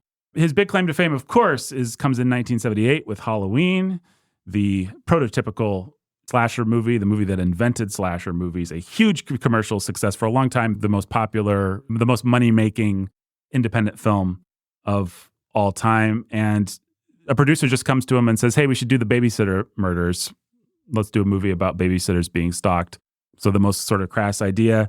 And at some point, they had the idea to set it on Halloween night, which is just genius because nobody had done that in 70 years of film. Nobody had just said, hey, let's make a scary movie set on Halloween. So even though the movie doesn't actually have, as Joe was saying, it's very California. It's pretty bad in its setting of Halloween atmosphere. Just calling it Halloween, having a couple jack-o'-lanterns, it just gives it such a kick that it would not have. There's nothing. And it also is a really smart commercial decision. Yeah. Right? Oh. What should we watch this Halloween? How about Halloween? Mm-hmm. You know, the movie that is themed to fit the holiday that has no other movies that fit the holiday. Right. Yeah, exactly. What were you going to say, Joe? I was going to say, I think any creative person is hoping to stumble upon an idea that no one else has had, that once they say it, it was obvious the whole time. Exactly. Those are the best ideas. Yeah. It's like, oh, of course. Like, how has no one thought of this yet? You know? Right. Yeah, and that's what that was. And Carpenter, here's a quote from Carpenter on Halloween. True crass exploitation. I decided to make a film I would love to have seen as a kid, full of cheap tricks like a haunted house at a fair where you walk down the corridor and things jump out at you. But it is the original. This is me talking now, not Carpenter. It is the original. It created the vocabulary of things jump out at you in a way that not even Hitchcock had done before. It basically took all of Hitchcock's tricks, boiled them down into an incredibly successful formula. And John Carpenter is such a master of the frame, what's in and out of the frame, that he just invented like all this stuff that we take for granted now. Like, as long as the monster's out of the frame, the person can't see the monster. And so the monster, if you actually understand the geography, if you think for 2 seconds about the geography, you'd realize that, well, why didn't she see Michael Myers coming up at her? But the reason she didn't see him is because he was outside the frame. And so he's going to jump into the frame and it's going to startle the audience. And so like just the whole vocabulary of hide and seek, how to do a hide and seek movie. There's two kinds of horror movies Guillermo del Toro told us. There's hide and seek and there's tag. And tag is that you see the monster, it's running at you. Hide and seek is you don't know where the monster is. And the whole vocabulary of you don't know where the monster is, John Carpenter invented and perfected, and people have so thoroughly ripped it off, and it's such a cliche now. But I would disagree with Joe when he says the movie doesn't work. I think Halloween, if you're in the right mood for it, maybe I just saw it at the right age, but I found that for me at least, it had a really elemental power. Like, it got under my skin, just the idea of a guy in a mask. You don't know who he is. He's stalking you. It's certainly better than like a Scream or a Friday the 13th or something like that. No, I can see your point about it being something of a carnival ride. Like, I think about the rides that we took our kids to Universal last year, and you have that 30-second video to give you context for the storyline, quote unquote, of the ride. You know, then it's just a ride from there. And really, it makes no sense. You didn't really need that, but something about it adds some atmosphere. Yeah. Oh, yeah. I think I think it definitely works in that context. I watched it at the wrong time, really. You know, I've got 2 teenage daughters, and that really informs. We're keeping them out of the room. You know what I'm saying? Yeah, it's really the worst possible time to watch that movie. I would agree with that. Yeah. It's not a very gory movie, actually. It plays as gory because it plays on your imagination, but there's almost no blood. There's a little bit of nudity, which is unfortunate. And the ideas are certainly meant to be scary, but it's actually fairly bloodless compared to all the stuff that, like, all that, what happened afterwards is very truly crass and exploitative. People said, we can repeat this, we can amp up the gore and the nudity, and that's how you get Friday the 13th and the whole 80s and into the 90s boom of terrible slasher movies. But Carpenter's actually good. The movie was critically acclaimed at the time. People kind of look back at it as being the father of a disreputable genre, but it was considered to be a pretty great independent film in its day. And this is my second lesson for artists. This is a Matisse quote that I basically, if I had an office, this Matisse quote would be in my office because I love it so much. Matisse said, "Don't try to be original, be simple, be good technically, and if there's something in you, it will come out." And that's John Carpenter. He's not trying to make a masterpiece. He's just being really good. And I think that, I don't know, I'm sure, Joe, you'd say that something in that resonates for being a musician or anything else, right? Yeah, as a songwriter, I always tell people that music is 90% math and 10% creative choices. Exactly. And the 90% math has to be right, or no one's going to care about the 10% creative choices. Yeah, I think that's perfect. I mean, I might even say 95% math when it comes to creativity. But yes, it's like you have to have the inspiration. You can't be without that 5 or 10% inspiration. You're sunk without it. But then you have to do a lot of hard work. And yeah, no one cares if you don't get the math right. Yeah. It does not matter. And if you want to break the rules, if you want to get the math wrong, it's because you understood what the math was supposed to be. Look, unless you're the Beatles, they're always the exception that they didn't know the rules, and so they just did what they wanted. But for everyone else, right, it's really a bad idea to assume you're just the a Beatles. genius. Yeah. Even if you are a genius, it's generally a bad idea to assuming you're a that's what genius really is going to get us into the heart of. Let's put a pin in that. That's at the heart of Big Trouble in Little China. Yes, exactly. We've got a great example of that. So let me hurry and get through this so we can actually get to talking about the movie. So then he does Escape from New York, which actually comes out in 1981, the same year as The Road Warrior, basically helps create the whole punk post-apocalyptic trend in filmmaking. Then in 1982, John Carpenter gets all these movies have basically been independent films, very successful. He gets his chance to go mainstream with a big Universal Pictures film called The Thing, which has the misfortune, an incredibly gory and nihilistic horror sci-fi movie, has the misfortune of opening against the most optimistic and happy sci-fi movie, E.T., the Extraterrestrial, which just wipes the floor with it. And people are in the mood for a little hope, and they are not in the mood for paranoid, gory nihilism for whatever reason. Who can understand with human beings? All right, so Thing was a giant bomb. And then we do Big Trouble in Little China in 1986, which is Carpenter's other big attempt to break into the mainstream. And the studio believed in this movie. I think they expected another Raiders of the Lost Ark. Carpenter believed in this movie. The test scores were off the charts. Like Kurt Russell talks about being at press junkets and the press people being like, so man, how does it feel to star in the new Raiders of the Lost Ark? Or how does it feel to be in the big movie of the summer? And it really going to his head. And well, it feels great. And then this movie bombed. People didn't get it and it wasn't well advertised. But here's my third lesson. My third lesson for artists. He who laughs last, laughs best, because every one of John Carpenter's movies, even the bad ones, is, with the exception probably of Jake's big touchstone memoirs of the Invisible Man. And like Ghosts of Mars, right? Even Ghost of Mars will continue getting 4K upgrade discs and stuff and selling and making money into the end of time. John Carpenter. One thing that John Carpenter did that was really smart is you'll notice most of his movies say John Carpenter's blank. It's kind of the opposite of Francis Ford Coppola. Always make sure the author. It says Mario Puzo's The Godfather or Bram Stoker's Dracula or something like that. John Carpenter, always John Carpenter's this, John Carpenter's The Fog, John Carpenter's Halloween, John Carpenter. And so he just knew how to make himself, brand himself really well. And you got that John Carpenter font now used for Stranger Things and something like that. I don't have a ton of things to say about the actual making of the movie, but this movie began as something completely different. It began as an actual Western set in the Old West where Jack Burton, the cowboy, rides into town and his horse is stolen and he has to go into the underbelly of Chinatown in Old West San Francisco, which sounds like a pretty cool movie, I think. But the studio was just like, we're going to buy the screenplay from these guys who wrote it, but there's just one too many things we have to accept. It's like the audience will go with us into an underground lair of traps and monsters and stuff, but first we have to get them to accept a cowboy movie. It's like it's one too many layers to ask people to accept. I don't know whether they were right or wrong about that. Cowboys versus Aliens is maybe an example of another movie that didn't hit, but it also just wasn't very good. So that's interesting because once you get into Chinatown, I was in San Francisco 3 weeks ago. It obviously looks nothing like. Right. It's still styled like it's a turn of the 20th century city. They stylize it like it's like there's no electricity in most spots and. Yeah, so. I mean, it could have been good. I mean, so the idea for this movie was East meets West. Like that was the pitch. And there was a bunch of, like Zhu Hark, who made Once Upon a Time in China and a bunch of wuxia movies. He was already doing his thing at the time. All these, it's pronounced wuxia, right, Ben? Wuxia? Yeah.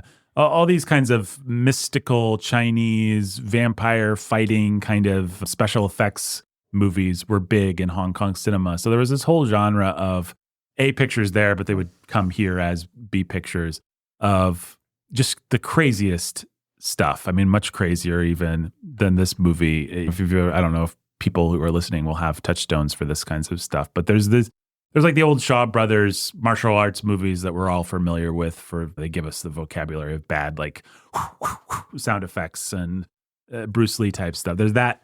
But then there's this fantastical strain where there's like weird hopping vampires. Well, it's Crouching Tiger. Yeah, it's Crouching Tiger. But imagine all the silly. Crouching Tiger is the Spielberg.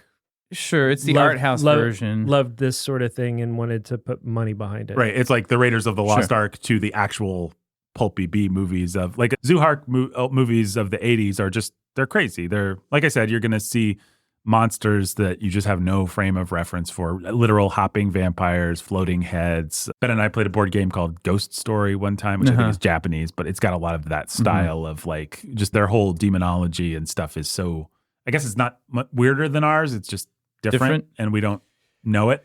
Once Upon a Time in China is a pretty good place to start. It doesn't have that kind of stuff. It has pretty high production values. It's still weird. Yeah, it's great. That's Jet Li, right? That's Jet Li. That's a famous, I don't know how you actually pronounce his name, but Zhu Hark, famous movie of his that made a lot of money, I think. Yeah, it's great. The whole trilogy is good and has wonderful action and floating, and it's like the wire, as we condescendingly called it, wire fu stuff with the stuff that the Wachowskis were drawing on for The Matrix.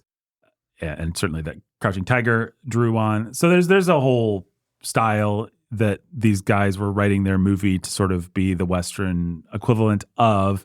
But Jack Burton was a literal instead of a figurative cowboy. The studio's like, hey guys, that's too many points of remove. Can you modernize it? And then the original screenwriters were like, that sounds like a good deal. I have a better one. How about I give you the finger and you give me my screenplay? And so they got fired. And John Carpenter joined. The movie was rewritten into a modern movie. He got Kurt Russell was an up-and-coming star at the time. Kurt Russell is like a iconic star from my childhood. He's also one of those guys who's never really broken out. Like he's in Ben's favorite movie, Stargate, obviously. Right, obviously. He's just one of the best stars that there is, though. Yes, but he got his start actually as a Disney star in all those corny old 50s, 60s movies, like The Boy Wore Tennis Shoes or The Computer Wore Tennis Shoes. Like that's where Kurt Russell was first rose to fame. And one of the most famous things about Kurt Russell, if you don't know, is that one of the last things that Walt Disney ever did was write the name Kurt Russell on a piece of paper. It was found on his deathbed or something like that. Like Walt Disney just scribbled the words Kurt Russell before he died. Like it's his rosebud. Yeah, it's his rosebud. So we don't want to. Weird. It's probably nothing that interesting. Disney just had another project in mind for Kurt Russell or something like that. But Disney's literally dying of lung cancer, gasping out his last breaths. And he's like, Kurt Russell. What you'll actually hear, the urban legend that goes around is that it's the last thing Disney said, but it's the real story isn't that cool. So Carpenter gets Russell, and Russell's a pretty humble guy, actually. He really likes the idea of not being a movie star and of being a character actor and of subverting movie star expectations. So there's a lot of movie stars. Like Carpenter says this over and over and over again. On the commentary track for this movie, he's just like, you're not going to believe me because you're going to think that most movie stars are rational people, but it would be so hard. It's so amazing what Kurt Russell's doing in this movie, and it would be so hard to find a star that wouldn't say, hey, can you make Jack Burton a little bit more of a hero? Can you actually give me some moments like... Yeah, my wife and I were talking about this after watching Guardians of the Galaxy Part 2, which Kurt Russell does a great job in. One of the best Marvel villains ever. Yeah, that we really think that the closest you can get to Kurt Russell is Chris Pratt, we thought, in terms of a guy willing to play a bumbling idiot. But even he, I don't think, can quite pull it off. Oh, no. With just such joy of like... No, he doesn't have the chops. No, he's not. No, yeah, I think he has the spirit of it, but not the acting chops to quite pull it off. Also, and I like Chris Pratt. Reminds me of Kurt Russell's next level. Sorry to make this pull, but it's like watching Hugh Grant in the Dungeons and Dragons movie. Yeah. Where he's just hamming up being the bad guy and being sort of the effete, like, I am old and ugly now, and this makes me really happy. Like I know Dwayne Johnson wants to remake this movie, and yes, I've heard. And that. what's likable about Dwayne Johnson? He's the coolest guy in the room, and that's not. No, that'd be so bad unless he's willing to subvert his image. But that's not his image. That's not what he cultivates. Yeah, it would be terrible. Yeah, it would be a mismatch for sure. I don't think they're going to let him do it because they're just going to say, hey, Dwayne, even though you're whatever he is, an island person, you can't make a Chinese movie. Maybe you can because you're an island person. And I'm sorry, I'm not a virulent racist, even though I'm saying island person. I just can't remember what Dwayne Johnson is. Samoan. I think. He's half Samoan, half Black American. Yeah, that's right. Okay. So Carpenter goes to Russell and says, we're going to make a movie about a sidekick who thinks he's a hero. Russell loves that concept. And I think, especially back in those days, I think we're a little bit more used to this type of joke with like a Chris Pratt in the Guardians of the Galaxy, like, or Thor and the later Thor movies, the Taika Waititi stuff. Like we get like the whole guy that looks like a traditional hero, but is actually a buffoon. Like that's a pretty common trope these days, but they're really excited. Like, oh man, we're doing something new. And this is the Stallone Schwarzenegger. Right. This is the era of beefy monosyllabic action guys. And so being able to bring some humor and some subversion to that is a really fun idea. They actually went after Jackie Chan for the part that Danny Dunn? Not Danny Dunn. Danny Dunn's our mutual friend. Dennis Dunn. The Dennis Dunn plays.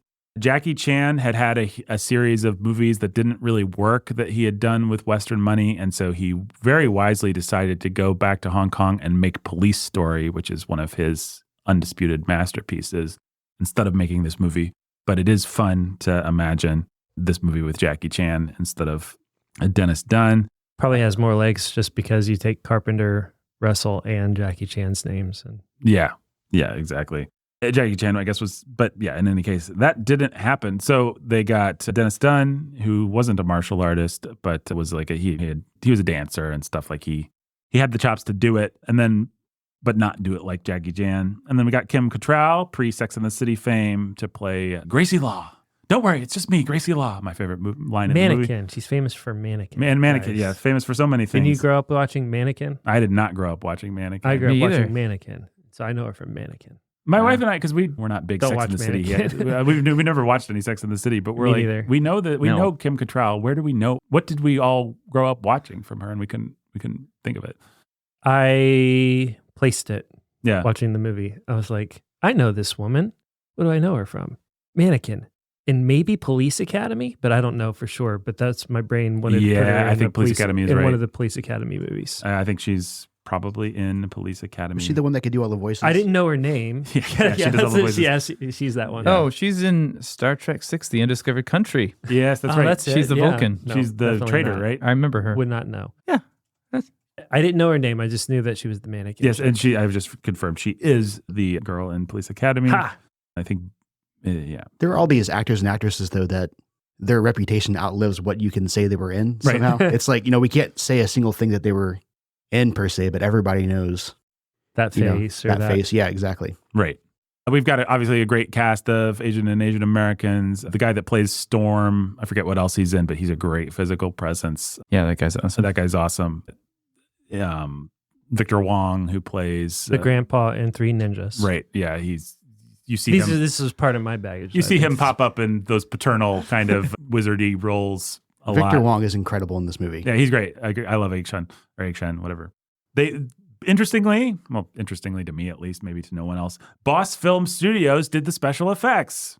They were ILM's big competitor in those days. ILM had a big competitor in those days. Huh. These days, the Weta, the Lord of the Rings people, are their big competitor. But Boss Film Studios was like, hey, we're going to get into the business and we're going to compete with ILM. And so they did stuff on Ghostbusters, on Die Hard, on Poltergeist 2. And if you think of the Ghostbusters style, it does feel It a lot fits, like yeah. this movie. The little, my favorite special effect creature, the head guy. Yeah, oh, the yeah, that's Guardian. the best. Yeah, he feels a lot like Slimer. Slimer or Onion Head, as he's credited in the first movie. Anyway, this movie was a huge bomb. Nobody liked it. It didn't make any money. The studio supposedly only had so much money that they spent on marketing. They did not know how to market this movie. It is, if you think about it, maybe a difficult movie to market. Like, how do you boil it down into an elevator pitch? Seems like you'd be able to do it with a little thought, but maybe you have to lie a little bit about it. Like just say it's the new Raiders of the Lost Ark. I don't know, but seems like you ought to be able to sell this movie. It did great in test screenings. It got really high scores. People that saw it loved it, and it's well regarded to this day. But the critics didn't exactly know what to make of it. A lot of people didn't understand what Kurt Russell, there's stories of people just getting done with the movie and being like, man, the hero was kind of lame. Like, what was with that? Like as if they dropped the ball somehow. But Why couldn't they figure out how to write a hero? right, yeah, like what's wrong with him? I can't believe It's he's like they kept undermining him, and it's like really weird. Why would You could almost put this in a category with a movie like Starship Troopers, where Yeah, that's a good- it's meant to be good a takedown of fascism, but it's advertised as an action adventure sci-fi type movie. Mhm. And 2/3 of the way through it, I remember watching it when I was too young to watch it and thinking, man, these people seem actually kind of awful. Like, I don't know that I'm rooting for the right side here. right. And that's the whole point. But I couldn't get myself out of the mindset of this is an action adventure sci-fi movie. And so, yeah, the same thing. It's like, oh, they just can't write heroes. Yeah, I mean, if you look at the reviews for Starship Troopers when it came out, people are like, man, what a fascist film. And now people are like, man, what a fascist film. Like they really did a funny, ironic thing. Exactly. But the movie's the same thing. And like I said, the first time I saw it, I think I knew he was doing a John Wayne impression. Like his cadence is very John Wayne. A lot of what he's doing is very exaggerated and silly when you actually take 1 second to think about it.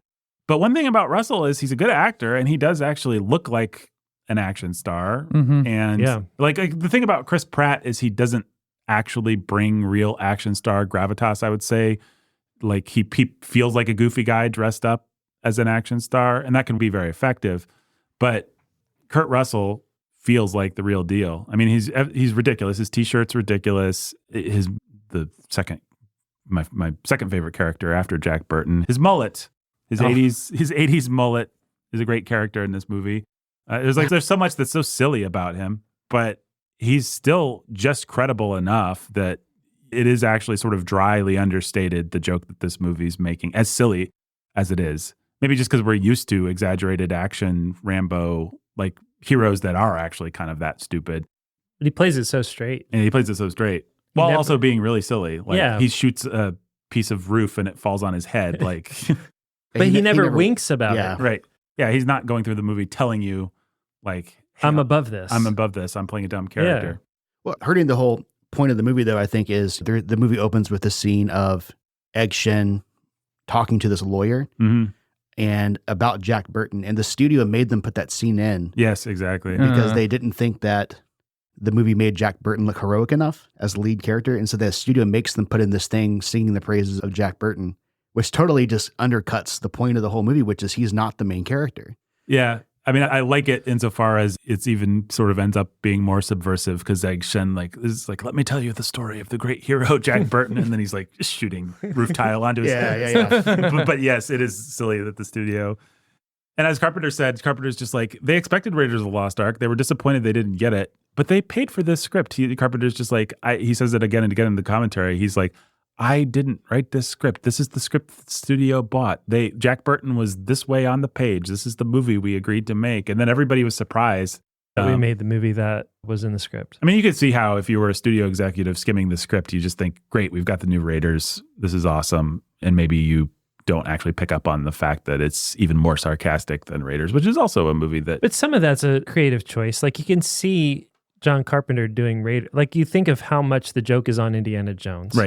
Right. How much he does almost do things like shoot roof tire. He does almost do that multiple times throughout Raiders. He punches out the Nazi and then the outfit is too... It's too small. Yeah. And so the joke's always on Indiana Jones. And it's just there are creative choices and there's a tightrope that you're dancing. And also we got John Williams to do the score instead of John Carpenter. Yes. And all that makes a big difference in how it all plays. Yeah, that was the only thing that I wanted to say about this. I love John Carpenter music. I think it a little bit better in horror movies. I think this movie could feel a lot more grand and sort of magical if it had a orchestral score. A Jerry Goldsmith or John Williams or any of the guys, James Horner, any of the guys that were doing an orchestral score at the time. And I think that actually was one of the things that confused me as a teenager or kid or whatever I was. Like, this feels like such one of those 80s kind of classic adventure movies, but it doesn't sound like one. And I don't know how to wrap my head around that. I think it's cool now, but it threw me for a loop. Anyway, let's get to our point of view on this film, gentlemen. Loop, you're going to find that many of the truths we cling to depend greatly on our own point of view. A new fantastic point of view. Good as a point of view, Eddie. I'm sorry, we couldn't think of any other point of view things to put into that clip compilation. So you got 2 Star Wars and an Aladdin. You're going to owe Disney so much money. Yeah, we probably already do. If you can think of another point of view quote that we can put into the point of view audio montage, then more than happy to do it. But it has to work for it. So yeah, obviously, Joe, you love this film, right?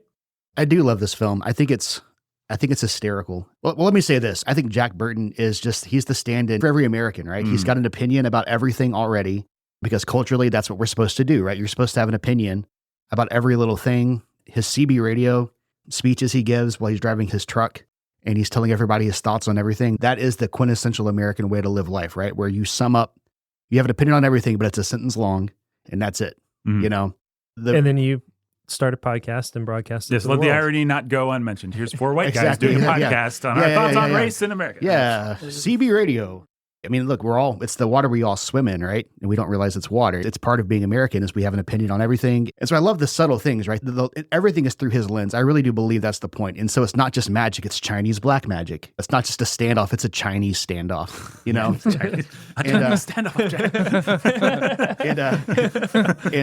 And later on, there's the 6 demon bag they pour the potion out of. And he asks you, what's in the 6 demon bag? It's cocaine. Like, it's cocaine. But through his lens, it's Chinese mysticism, right? But there's that scene later where he's like, I feel pretty confident and powerful. Is it getting hot in here? You know, it's the 80s. He just drank liquid cocaine. But everything is through the lens of this guy who already has an opinion formed on everything, who already thinks he knows everything. And so he takes the most shallow viewpoint, stereotypical viewpoint of everything that he's seeing. And it's hilarious. Even the mysticism of Lo Pan, you see him as an old man. It's played by James Hong, who's just great in that role, especially when he's playing the little old man. Yeah, the withered, like kind of creepy creeper. Exactly. And the issue is it's not a ceremony so much as he just can't get anyone to like him back. I don't know if I picked up on that as an adult, that, love, we know of these things, right? It's hard to find it. And the issue here is not that some ritual has to be performed, it's that someone has to like him back, and nobody has in thousands of years because he's gross and creepy. but through Jack Burton's eyes, it's a mystical thing. And there obviously is a lot of mysticism around it. But at the heart of it are these very human things that he can't grasp because he already has his mind made up about everything already. Mhm. And they do that in the funniest possible way. His performance is just, when they ask you want the truth, Jack? And he says, I can take it. And he just learns nothing from any of it. So the action's great. The set pieces are wonderful. I miss sets in movies so much. I miss not just green screens or not just live, like traveling on site, but I love sets and I love practical special effects, even though this has my least favorite practical special effect of all time, which is the guy blowing up. But Not because it's poorly done, but just because it's gross. it's disgusting. Yeah. And as a kid, it just bothered me, and it still bothers me to this day.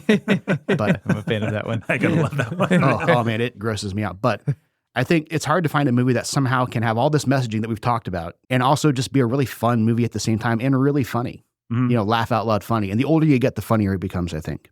Yeah. I mean, I'll say I was much more tuned into this movie's wavelength this time watching it. And I really enjoyed it for that reason. It is a great comedic star turn from Kurt Russell. He's really, really fun. And I think they thread the needle nicely of making him a total buffoon, but also they give him enough moments that you don't feel bad. You don't feel him. bad for him. Yeah. No. Like he's actually, if you just flop the roles and say this guy's the sidekick, he's a cool comedic sidekick. Like, and he does get the villain kill, which is an interesting choice given what they were doing, and it is because of a reflex skill that he has. Setups and payoffs. And payups, baby. Payups. Setups and payups.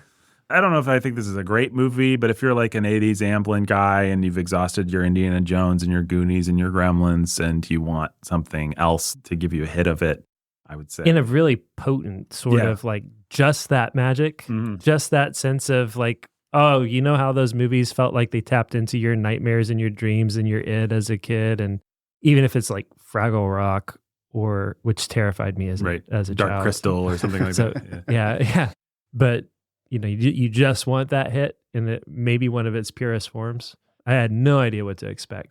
If I had any expectation, it was that it would have a story that tracked and that like it was just like a roller coaster ride through the id of this underground labyrinth with monsters and things. And yeah, it was fun. Yeah, I mean, there's critiques I can make, but Ben, what's your big thoughts? I just wasn't there for it this time. I'll be the downer. I just didn't really enjoy it. I enjoyed it more the first time I watched it. I remember getting more of a kick out of the meta of the Kurt Russell of it all. I still think he's awesome. He's really fun. He's really fun. He's hilarious. But I may have to watch it another time. I'm having more fun talking about it and talking about all the stuff. And I'm like, yeah, that's there. Yeah. But I don't know. It just didn't do it for me. I think the synth score is a definite thing. But also just the way that it's aged in terms of sets and editing. And Carpenter movies, the editing always feels slow to me. Even if I'm like, I see what you're doing, I respect that. I wish that you would edit a little faster because I'm waiting and I feel like I'm waiting. But that's just some of that's just older style. I think it works really well when it's like, is Michael Myers around the corner? Yeah, absolutely. Like that sort of thing can be great. Yeah. I would say, here's where I probably deviate the most from Joe's point of view. Set pieces, I wish we had real martial. I mean, martial arts has just come such a long way in its depiction, and it was already so much cooler in Hong Kong filmmaking at the time. There's a lot of bad, corny martial arts in this movie. I mean, the final duel between Wind and Rain and Wang is pretty lame with them jumping. I mean, it's silly. I get it. I get what it's doing. But what this feels like is a bunch of middle-aged white guys doing their kind of lame version of something that was done cooler then in places and certainly has been thoroughly surpassed since. So I do check out a little bit during some of the extended action scenes, but yeah, I can kind of see what Carpenter was seeing and doing, like adapting this stuff. So I have some sympathy for that. I'm like, oh, okay. Yeah, you captured some of you were trying to capture what made martial arts so cool, put it into a way that Americans could sort of digest it. And maybe America wasn't prepared for longer takes of actual, like, extended Jackie Chan-ish style stuff. So I have some sympathy for that. The Wang Rain thing, yeah. I laughed at it. Yeah, I laughed at it a little too. Because it just kept going. It just kept coming jumping. back. Yeah. They just kept jumping. And eventually, I was like, this is 100% comedic. Yeah. It's not here to be impressive. It's here to be a joke. And I was here for all the jokes. Well, it is kind of fun. He does get a good kill shot on Rain. This is the way that he ends the duel. Throws the sword at him. He goes flying into the mouth of the idol, I think. The hole that they made in the giant demon statue. Yeah. That's John Carpenter's got some beats like that where you're like, oh yeah, that's a good villain kill. Yeah, all the villains have great deaths, I would say. I mean, Lopan's got a great death. Yeah. Knocking over all the Buddha statues. And yes. I think it really depends on who was in charge of the scenes. I think the scene where you've got the three gangs fighting in the alley around the semi-truck, you can tell that all those stuntmen were kind of allowed to do what they wanted to do. Yeah, that's and it probably looks the much best better. martial arts in the movie. Yeah, I would agree with that. There is the scene where the three storms take a front flip and throw the knife. And I hate that scene. So it just looks so bad. Yeah. Or there's a scene my brother, who also loves this movie, points out where Jack Burton gets double kicked. And Adam, my brother's asking, so was someone holding him by the hips? Like, how do you throw both your legs up at once with any sort of power to kick someone 20 feet? And he just imagines one of the other stormers behind this storm just holding him by the hips, just letting him kick, But the whole thing makes no sense. And you can tell John Carpenter directed those scenes, and some of the stuff that had more people involved, the stunt actors were more allowed to do their own thing. Yeah, it feels like in the scenes where John Carpenter's more hands-on, it reminds me a little bit of Tim Burton's Batman, where like this guy really favors a static camera, right? And he's just not a great action guy. Like he prefers wide shot and static camera. And there's a way to make that work for action, but a more fluid kind of camera for the action, and maybe some punch-ins and close-ups and some edits would go a long way. Yeah, what I feel like is if he had been really successful and had a sequel, we would have gotten much better action scenes. Yeah. Kind of what you see with Burton moving from Batman to Batman Returns. Suddenly, Burton's like a little more clued into action editing and camera movement. He's like, okay, I got the comic book thing down. Now let's see if I can make it more dynamic. I feel like Carpenter would have been the same. Remember back when Tim Burton would learn as he made movies? Mm-hmm. That was a long time ago. Remember back when Tim Burton made movies? Oh, man. Oh, my goodness.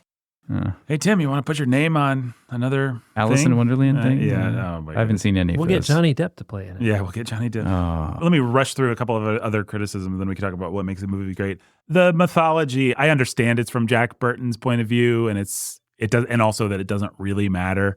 But I was frustrated that it wasn't a little bit more clear and set up, and sort of, it just made me, what it really made me think is, man, Spielberg is so good in Raiders of the Lost Ark. Like the amount of exposition and the way that they set these things up so simply and fluid.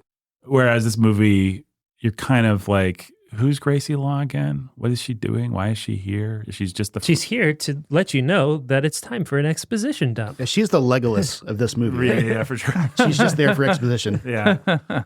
I mean, can one of you guys tell me, because I still don't know, what is, she's just a random girl at the airport that was there to meet her friend? She's a lawyer who does something like she was protecting her friend who's a Chinese immigrant, I think, from being exploited or something. She understands. She's the one she's the American who understands all the ins and outs of Chinese culture. And so she's there to help, and she's there to tell the world that something weird is going on here. Uh-huh. And so she's going to bring in her reporter friend. Yeah, why didn't they just make her the reporter? That would have been more clear to me. Like, she's there to get a story. She's like the Lois Lane. There's just any number of things like that where I'm like, well, you add that other reporter because that other guy who's so important that I can't remember his name, even though I've watched this movie 25 times, also needs a love interest. Yes. And somebody to end up with. Yeah. And that's the third guy, like Yeah. That's how important he is to the story. You could have dropped him both, but right. And you've got these two rival gangs, and I'm not clear whether Lo Pan is actually in charge of one of them or not. He is. Okay, so he's in charge of the bad guy gang. Yeah. And then Black Clothing. Is Wang and all of our heroes, are they actually on the good guy gang, or they're just working with the good guy gang, or is it the good guy gang? Well, the good guy gang is under Egg Chen, and Wang is a friend of Egg Chen, and so okay, yeah. But then Wang's like, "What's wrong, Jack? You've never shot anyone before?" Like, obviously these guys are all doing like action hijinks all the time for some reason. Yeah.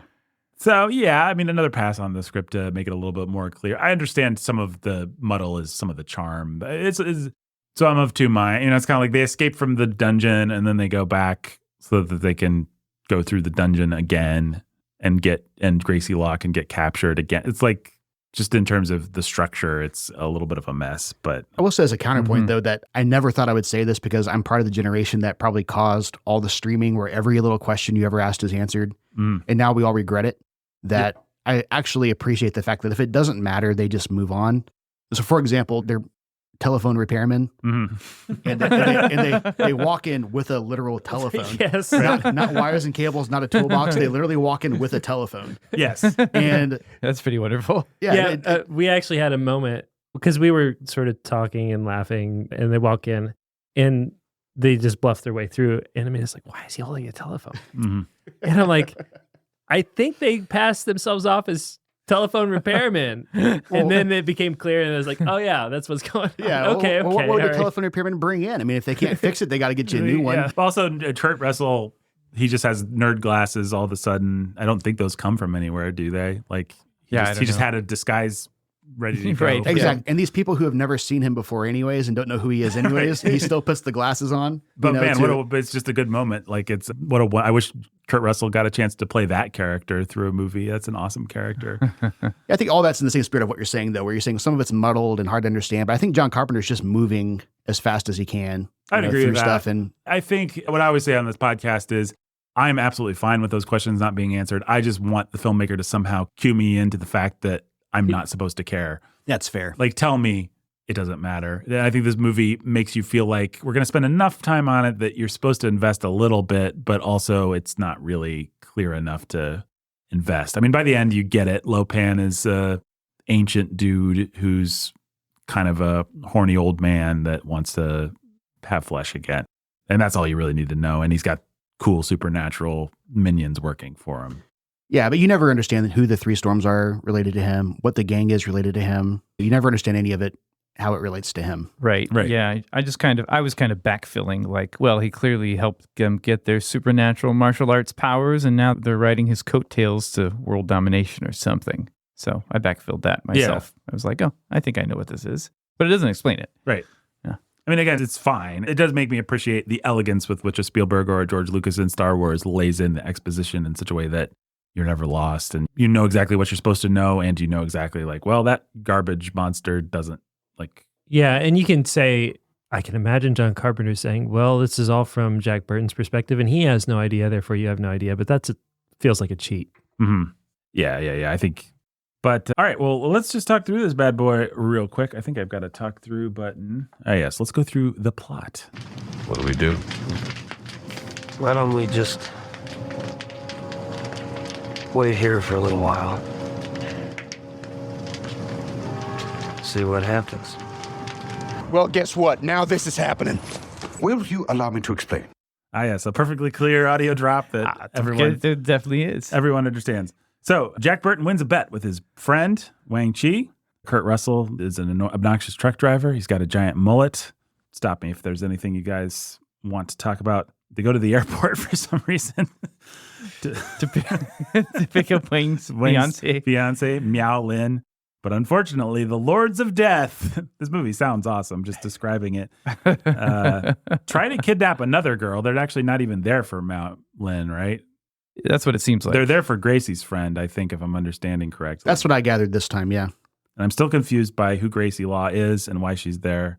I love her. I love him. I love Lopan. Just in terms of what I absolutely love about the movie, those three characters who, as you said, they all sort of think that they're cooler than they actually, like, she kind of thinks she's the Lois Lane, but she's an idiot. He thinks he's John Wayne, but he's the idiot. And Lopan starts out as such a creepy kind of ancient evil villain, but really he's just a disgusting old man, which is hilarious. So Jack and Wang trek the gang to Chinatown, and then they witness this fight. Guys, who is the coolest of the storms and why? This is my deep critical question. Can I go back to say the coolest of the Lords of Death, and I guess this is for listeners to go look up, is the guy with the most impractical sunglasses of all time. Yes. Yeah. So just go find a still image and, oh, it's great. Yeah. That guy's great. Coolest storm, Ben. That's hard. They're all actually pretty fun, I would say. They're all visually distinct, especially when they take off their hats. Mm-hmm. You just, I don't know. But probably I'd go with the guy that blows himself up. Yeah, I mean, that guy just has screen presence. And when you see him shirtless doing his actual thing, it's like, okay, yeah, this guy's obviously a real This guy's cool. athlete, And then he's going to dress up in a suit and pretend to be really Western to mislead the dumb Westerners onto a a gas trap in an elevator. Yeah, he felt like a very cool second in command, like James Bond type, odd job kind of character. Yeah. So yeah, I think that's my answer. Jake? Raiden. Raiden? Yeah. Yeah, that guy's awesome. By the way, Raiden was directly stolen from this, by the way. So that's where Raiden came from, as if it wasn't obvious enough. Okay. No, I think it's the other way around. I think they anticipated. There's Raiden no way to tell. Stole him in reverse. Yeah, I wanted him to get a bit of a cooler send-off at the end. I wanted him to have some kind of battle. Yeah, he probably had the lamest villain death of all of them. Drop a statue on your head. Did you say your answer to this question? I mean, it's Lightning, I think has to be. That guy that blows up, I mean, he's cool, but it's obvious that they fed him his lines phonetically right before he said them. Every time.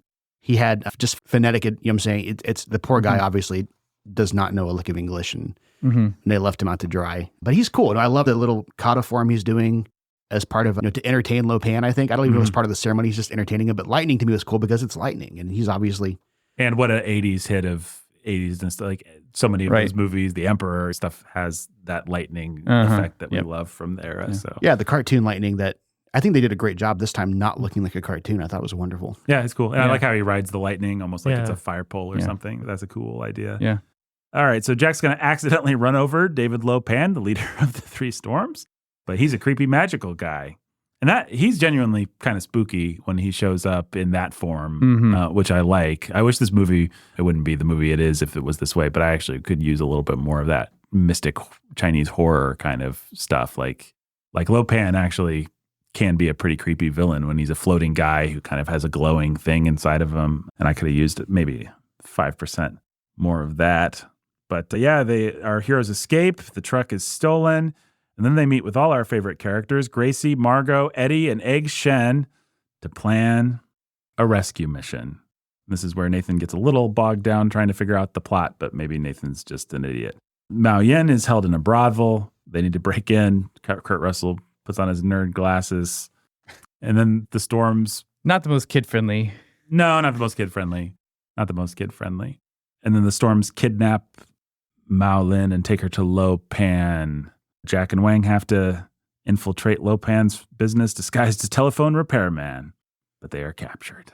And this is some of my favorite stuff. The torture chamber that they end up in, the room of the upside down dead or whatever it's called, the place that the elevator takes them to. Lots of really evocative kind of, it's fun to imagine that in San Francisco, just beneath the surface, there's this whole other world of danger and intrigue and exoticism, I dare say. So, but we hang out with Lo Pan. We're all Lo fans. We all like Lo Pan as a villain. Yes. And the older I get, the more I love him, that there is that scary horror aspect to him. Yeah, as a kid, the light coming out of his eyes and his mouth really scared me. Even though Jack Burton just counteracts with some puddle water real quick and he's fine. But creepy old man Lo Pan is just phenomenal. You know, his little toxin, he's just giddy at the prospect of falling in love and so happy. And you can tell quickly the problem here is not that he's not powerful enough. The problem is he's not charming enough. And he feels like such an anime character. Like there's that character with that voice, with those inflections, with those hand movements, just kind of the exaggerated, like it's how old people are portrayed in like a Japanese. I realize it's two different cultures, folks. I'm not mixing them up. Even his ceremonial marriage chamber, you know, I used to think that set is so done with the neon. Well, no, he's just a tacky person, right, you know? Like he thinks all this neon stuff looks cool. That's why he's got the neon inside of his ceremonial wedding chamber. Is to him, that's like, oh, this is awesome. Yeah. If you watch this movie, you have to understand that the hero and the villain are idiots. And that is what will help you understand this movie. If you don't get that, then you will be confused and demoralized. Okay, where are we? We're rocketing through this, guys. You guys stop me if you want to hit anything. Lo Pan needs a green-eyed girl to break an ancient curse. And that we save Mao Lin and get out one time with all the captive women that are captive for some reason. And we swim and we shoot guns. And I'd say but before that, all the dudes give us a lot of trouble, but then the women guarding the women, they give nobody any trouble whatsoever. Oh, yeah. It's just a great big joke. Wait, here come the women kung fu fighters. Oh, yeah, they're terrible. Yes. Well, actually, it's harder for Wang. It takes him more time for him to fight one of those women than it does to fight like 6 of the dudes later. So I felt it played a little different. I mean, because they spent all this time fighting just a few women guards, But then later, when all the guys from earlier, the gang members from earlier, attack him, he fights them off while Jack Burton fumbles for his knife. Everything up until then is like, these guys are really dangerous. And then Right. the women are like hitting them with their weapons and stuff and like bouncing back. And Yeah, you feel like you're getting the WNBA Yeah, of that's right. guards. No, that's true. It was funny that it played that way. To me, it was very much set up to be a joke. Yeah, it felt like it was of its era for sure. And that's another scene where Wang is actually the lead character. Right? He fights the guards, and Jack Burton goes off and unlocks the cages. Right. Right. And so that's another scene that establishes who the actual lead character is. Right. Yeah, I think one thing that maybe confused people about this movie is that Jack Burton always runs in first, and so he just looks like the hero. I mean, he literally is dressed like a hero, and he thinks of himself as a hero, so he bumbles in beforehand, brandishing his guns, and strikes a hero pose. And if you're not paying attention or clued into what the movie's doing, it can actually confuse you. And so, all right, where are we? So basically, we're going to get out, but we still don't have Mao Lin, and Lo Pan's going to sacrifice her. And so we have to interrupt the wedding and do a thing. So they go underground. They go through a cool sewer set. They get attacked by a monster that I wish we'd seen a little bit more of. That monster was cool. Yeah. The tunnel monster, whatever. Tunnel troll. It's one of the best jokes in the whole movie, though, right? I mean, where Egg Shen throws the thing and says, "You come back here no more." And Jack Burton says, "What? What will come back here no more?" Yeah. Wait, are we talking about the different monsters? Or we're talking about the monster and the thing that comes out of that grabs a guy that comes out of the sewer. I thought it was a giant bug thing. Yeah, it's like a giant bug. Oh, okay. Yeah. Okay. All right. You said tunnel troll, and I got confused. That was me. I was the one who was confused. Okay. Because there's they were other on the same page, and then I realized I was on a different page. So who's the tunnel troll? It's the one that stows away in his truck at the end. Okay. Yeah, that monster is probably the most earnest, scared, stupid monster of all of them. I love them. It's harmless and sweet too, really. If you think of it, doesn't hurt the girl. I'm saying leaves before the other guys come in. It's a really well trained pet. I'm not feeling too much danger for Jack Burton at the end. So something I do want to go back and get, Nathan, is when they're drinking their liquid cocaine, which Yes. I'm convinced it is this, they dedicate the whole thing to America really quick for some reason. And so the quote here is Wang says, "Here's to the Army and Navy and the battles they have won. Here's to America's colors, the colors that never run." These colors never run. And Jack Burton says, my favorite 4th of July quote, "May the wings of liberty never lose a feather." And then they go battle in Chinatown. Yeah, that's pretty great. We haven't said it, but the guy that plays Wang, he does a good job. Wang's a good character. Yeah. And fun. And like, I don't know what to say about him, but I was trying to think where I'd seen him, but I'm not sure if have I? Yeah, I don't know that I know him from anything else, but he does a great job being kind of wide-eyed and wholesome. And you know. Yeah, it feels like he should have been in one of the Spielberg classics or something. Like he has that kind of energy to him. He does. He's too old to be a Goonie, but he could have appeared in something. He's got the same energy as Short Round. Yeah. Like cast him as his dad or something like that. Yeah, exactly.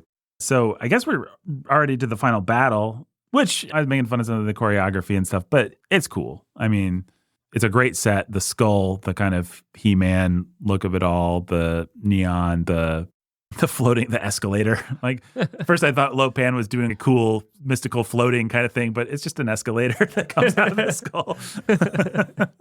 And oh man, that face creature with the eye tongue, it's awesome. Is an awesome practical effect. I love that creature, and the fact that Jack shoots at it and or whatever, or does he throw his knife at it? He shoots at it twice. You never know till you try. Yeah, you never know till you try. The best thing about that special effect to me, and these are just things that that at one point, Lo Pan's communicating through this floating head thing. Mm-hmm. And when Lo Pan starts laughing maniacally, the Guardian kind of smiles a little bit. Yeah. That whatever Lo Pan's emotions are, the Guardian takes on a more subtle form of that emotion. And it's disgusting and kind of cute at the same time. And that's a tough balance to strike. Yeah. It strikes me as I think about it. The special effects in this movie are really good. I mean, I know that's obvious, but when you actually compare it to something like Ghostbusters, where you can see a lot of matte lines and it's just obvious that like they're cool. Everything in Ghostbusters is really cool and has all that 80s kind of feel that you want. But you can always kind of tell with Gozer and some of that stuff, like the dog creatures, the dog Gozer, I forget. But it's like, that's not really there in the same shot. Everything is really well integrated in this movie. I mean, you can still see the seams, which is part of the charm of these kinds of practical special effects. We wouldn't have it any other way, or at least I wouldn't. But it's actually much more seamless than even some of the classics, even than certain things in Temple of Doom or things like that. And special effects are just really good. And I'm remembering that this particular studio, the thing that they did that ILM didn't do is they shot their special effects on 60 millimeter film, a much bigger film, because with special effects at the time, you're going to optically combine everything in like a film printer, which means you're going to degrade the film every time you put stuff together. Special effects scenes in classic practical effects movies are often a little grainier and more degraded than other scenes in the movie because they have to be so processed so many times. And every time you make a copy of something, you downgrade it a little bit pre-digital. But these special effects, they start them out shot on 60 millimeter, which means they start out so much more high quality that they can actually degrade down to something that is cool. And so, yeah, mad props to the special effects in this movie. That's if you like practical effects or gooey creature designs or like you were saying, Joe, this just cool sets. This movie should be your jam. A lot of cool stuff like that. Good skeletons. I like a movie with some juicy skeletons in it. This movie's got plenty of them. Anything to say about the final battle? Cool send-offs for our villains. I like Jack Burton's knife trick. I like that he screws it up the first time and Gracie gives him a look, but then he manages to pull it off, and poor Lopan assumed corporeal form just in time to die. Which tends to be a thing with these kinds of villains. But is Thunder just mad? Is that why he dies? Is he just like, oh, my boss is dead, and then he's like, oh, and he just kills himself, right? Right. That's all. It's really hard for me to understand. Like, it's like a trick that he used earlier in the movie in order to gain power. And so it's like, is he going to try to max this out and go too far? Or is he angry? Or I have no idea. Yeah. To me, it just felt like kind of a joke. Like he just lost self-control. He was so mad that his boss was dead. Instead of being able to effectively just fight off the guys, he just kills himself. He loses his temper. I'm sorry, Joe. I know. I just hate it so much. As a kid, those kinds of practical special effects are more disturbing. If you could give me the most realistic looking thing in the world, and it would not bother me as much as that bothers me. So like a arm getting cut off or a decapitation or something, that doesn't bother you, but a guy. Oh, no, it all bothers me, but that, like, I can't do gore at all. And it's, like in the movie Nacho Libre, where the guy gets the stalk of corn stuck in his eyeball. Yeah. Like, it's like, what is that doing in that movie? This kind of feels like that same thing of like an overly gory thing in a movie that was not really gory or bloody until then. And as a kid, it just really bothered me. I'm going to say that it's of a piece with the movie and you just have a childhood thing with that particular, because it felt really fast and done really quick from my perspective. It's totally, it's a me coming thing. to it fresh. It's a me thing. I'm the only person who feels this way about that scene. But when I say it's my least favorite movie scene of all time, I really mean it. I hate that scene. How do you feel about the Nazis being fried at the end of Raiders? Well, I think the good guys won and the bad guys lost. Okay, that's always good. Not a big fan of the Nazis, huh? Thanks for clearing that up. Yeah. The more I learn about them, the less I like them. Right? That guy melting there at the end doesn't bother me for whatever reason. Like, this bothers me. This really, as a kid, I think it's just one of those things where when you're a kid, certain things just hit you weird. Yeah, I know. And it's stuck with me. Is it the cheeks? Is it like the shot of the face, or is it? It's the shot of the face specifically. Yeah, okay, that really bothers me. But I'm the only person that feels this way about it. It's not funny to me. It's just gross, but it's a me thing. I mean, the thing that I love about it is the wonderfully lame Looney Tunes straight ahead shot of chunks of viscera just blop blowing into the hallway is hilarious. I think what it is how uncomfortable he looks. I think that's what it is. It's just the disc. It's okay. So the Blueberry Girl, maybe this is a thing in Willy Wonka and the Chocolate Factory. You're just afraid of being not blown up, like exploded, but we're afraid of gaining too much weight. I think is what it comes down to. Man, we're getting into some real childhood trauma. Yeah.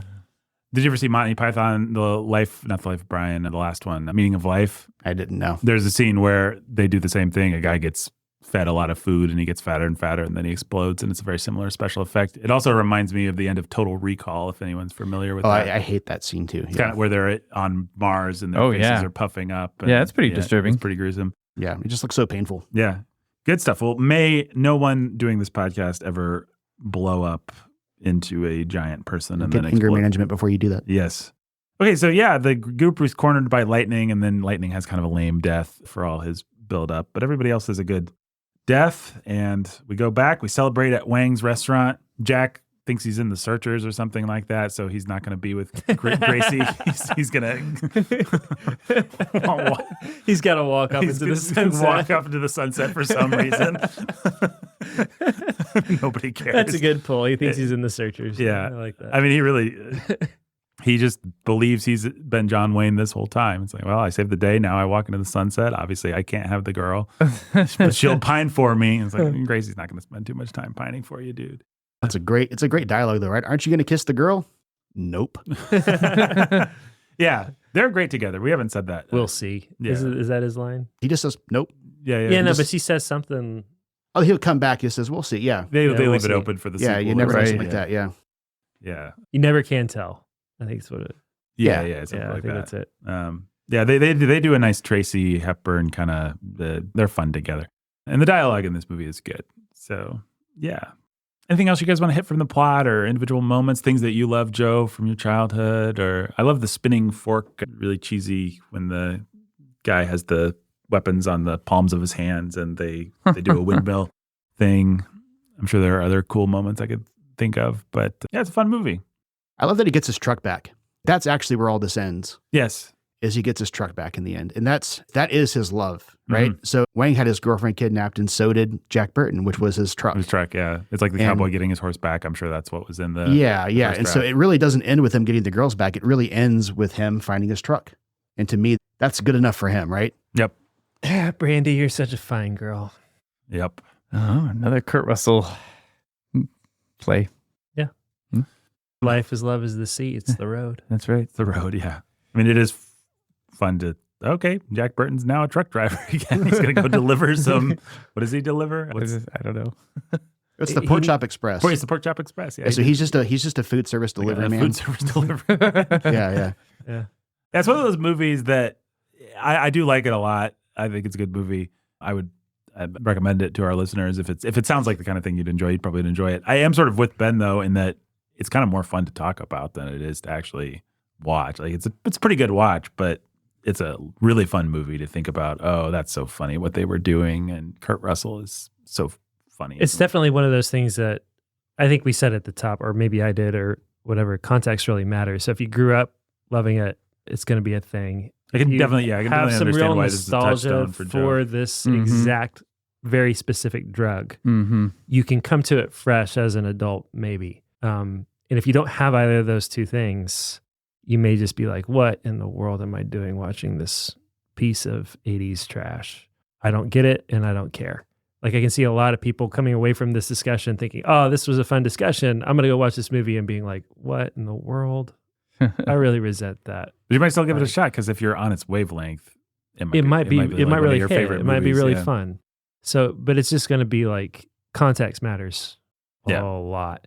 And so I can see somebody, one of the younger members of our audience, who hit this nostalgia through the lens of Stranger Things and has no taste for the actual article, the actual drug, Mhm. That's being ripped off and popified by and cleaned up and 20 teens-ified, going back to the real thing and being like, yeah, no, not at all.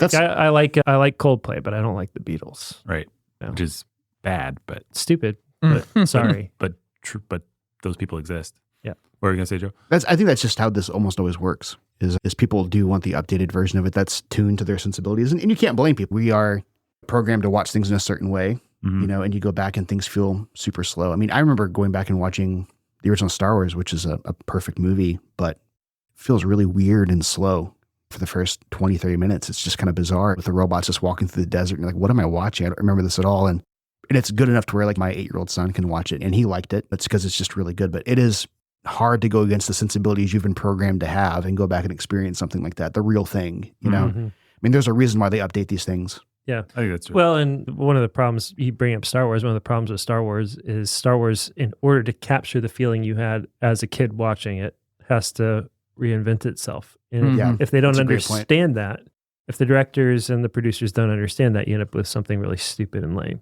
Yeah. I think it's good to be able to have the vocabulary to understand a broader context of things, because then you have more to enjoy. If you allow yourself to watch enough black and white movies or 80s movies or whatever, so that you can be like, okay, I can be on this wavelength. I can slow down a little bit and vibe with this. I can speed up a little bit and vibe with this. I can vibe with this style of dialogue, this style of acting. I think you'll get more enjoyment that way because then there's more things that you can like, and you don't have to wait for somebody to make the version that plays to your sensibilities. So I do think that there's a sense in which that's the way of maturation. But also, if you don't have time for that, and that's not a big deal to me. It's just movies at the end of the day. It's just movies at the end of the day. What kind of totem should we use? Let's see. I feel like that should be obvious, but I'm having trouble. How many pork chops out of 40 in Jack Burton's truck do you give to Big Trouble in Little China as our resident hater? As your resident hater, I'll give it 20. 20. All right, we'll save Joe for last because his point of view on it is important. What am I going to give it? I will give it 30. I think it was a solid, fun flick. I think it holds up well. And like we said, if people like it, they will really like it. I think there are things that are unentertaining. The muddle of the plot, the sort of it's a bit of a mess. Lame ongoing martial arts scenes that just have been so thoroughly surpassed. So there's enough things that kind of keep it from being a stone cold classic. It's not, I don't think most of our listeners will hit it as if they're discovering another true Amblin classic or something like that. But it's a fun movie, and Kurt Russell is so fun. He's the man. He's the man. Like we said, Lopan and Gracie Law. And if I didn't say it already, I think I did already sort of say it, but I just want to say the line, "Don't worry, it's me, Gracie Law." As if anyone should care or know who Gracie Law is. Because if she's the most important, it's her movie, actually. Yeah. It's just a bunch of characters who think the movie's about them. Yeah. And it's actually not. That's pretty fun. Gracie Law's a good character. So that's my favorite line of dialogue from the movie. Jake, how many? 30. 30. I had it picked beforehand. I'm sticking to it, even though it's what you picked. I'm not going to deviate. I think it's a solid 30 out of 40. I had a lot of fun watching it. I have no need to ever go back and watch it again, but I don't think I would resent it if it got picked or got thrown on. And it'd be a fun movie to watch if Joe was in town again in a couple years and we wanted to hang out and watch it. That would be a fun watch. All right, something like that. What's your number? Let's say if we're talking about a 6-demon bag, I would give it 5 out of 6 demons. 5 out of 6 demons. Yeah. Wow. I think it's one of the most quotable movies. As I get older, I miss ambition in film like this. Yeah. It's trying to do too much. It's not a perfect movie. I'm not even sure it's a great movie, but I appreciate the ambition and I appreciate that they hit more than they miss. Yeah, they're actually trying to do something. That's a great point. You know what? I'm going to give it 3 extra pork chops just for, you've convinced me, 33 pork chops for this film. Because, yeah, even in the places where it sucks, it's really trying to do something. And that's It's admirable. never lazy. Yeah, it's never lazy. I don't think it even, like we talk about how many, we were talking about the villain does, and this is a constant criticism that we have of any movie with villains. Like no thought goes into, how the hero defeats the villain, how the villain dies. Is it appropriate to the character? Is it appropriate to any number of other things? Like in every aspect of this movie does feel. Yeah, there's like setups and there's no lazy part of it. It feels thoughtful. Jack Burton has one intentional reflex skill. We set it up at the beginning. It just feels like a throwaway thing. And then he can't do anything else right. Right. But he's got this one thing and it kills Lopan. And Lopan deserves to be killed by the sidekick of the movie because Lopan actually sucks. And like he deserves to be killed by Jack Burton, who can't even throw a knife straight for the most part. Well, that has my favorite line of dialogue, or my favorite little interchange, which is, it's like Jack Burton always says, "Who? Me, Jack Burton." Oh, yeah. I do want to say, if you think John Wayne, you will hear the fact that I didn't think that at all, but now I totally in the hear rhythm it. of Yeah. ba-ba-da-ba-ba. I can't do a John Wayne to save my life, apparently, but if you think of the rhythms of how John Wayne breaks up his sentences, that's just Jack Burton. The other thing I want to say real quick is if you do watch Snake Plissken, the hero from Escape from New York and Escape from L.A., and the character that Carpenter Russell plays in The Thing, they're all different gradations of these masculine archetypes, and they're all clever in the way that they subvert them. All different. Yeah, all different. All different. Like Russell plays a different register every time. Yeah, but It's kind of if you awesome. weren't paying attention, you'd just be like, there's Russell Crowe doing his hero thing 3 Kurt Russell. times. Yeah, if you really weren't paying attention, like you were legally blind. That wasn't Russell Crowe. Man, that's a weird thing for my brain to do. I guess it's not. They both have Russell in their name. They both do. So, yeah, you might be forgiven for thinking there's Kurt Russell just being a hero again, but he's actually a very good actor and very clever in the way that he subverts masculine archetypes, which was still an interesting thing to do back in the 80s. So, yeah, maybe we'll get a chance to talk about one of those movies sometime. But, yeah, this was fun. Thank you, Joe, for being our inaugural. This was fun. Joe is not a racist, folks. If any of you were wondering, he did not actually give us... I know most of the people listening are like, yeah, Joe gave a 40-minute sermon on racial things to the guys before we started recording the podcast, but it's not true. It was, what, guys, 25 minutes at... 27. Not more than. Not more than, yeah. And it made a lot of good points. No, I'm just kidding, George.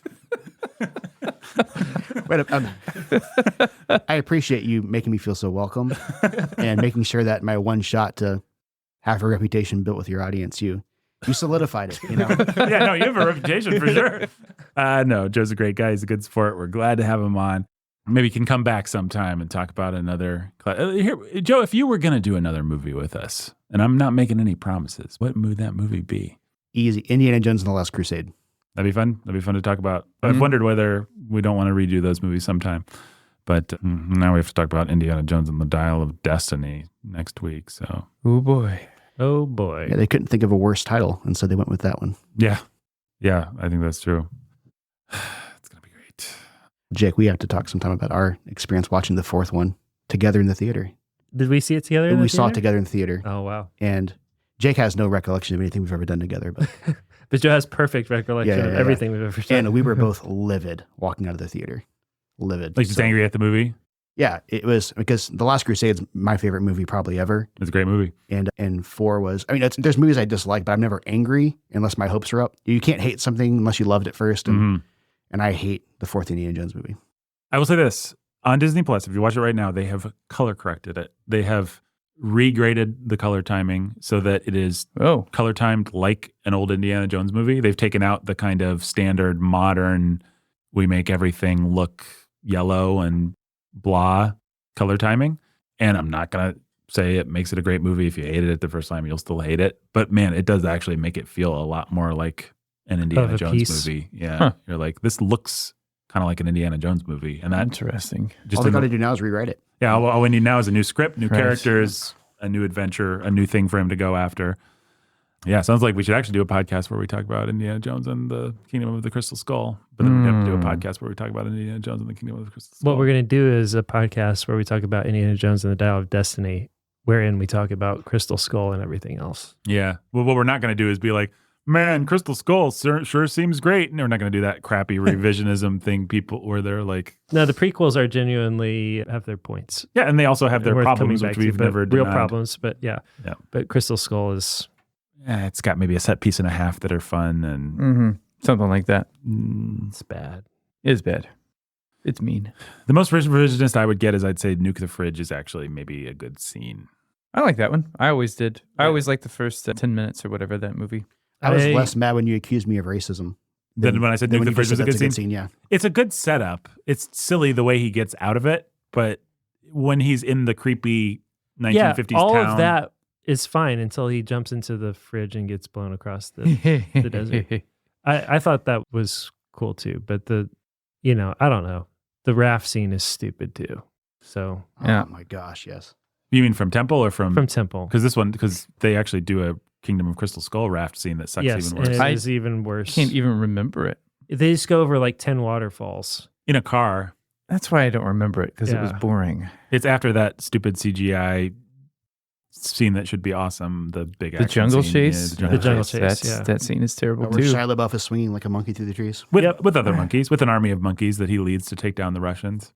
Oh my goodness. Also, there's a part where Indiana Jones says, Russians, and then doesn't say, I hate these guys. Because we can't say that anymore because it's too ethnocentric. And Russians are great. I don't know. You could probably say it now. Yeah, I guess you could. It's too bad. It's too, It's too bad. too bad. It's just you too made it in your bad. brain yet. Come on, Disney all Plus. too bad. You can still put this in. Get Harrison Ford to just say, I hate these guys, or pull the audio. All right, we must be done. Thank you for joining us, Joe. It was a pleasure. It was a joy. It was a lot of fun. Yeah, thanks for inviting me. I had a lot of fun. Yeah, it was good to have you. Until next time. It's going to take Cracker Jack timing, Wang.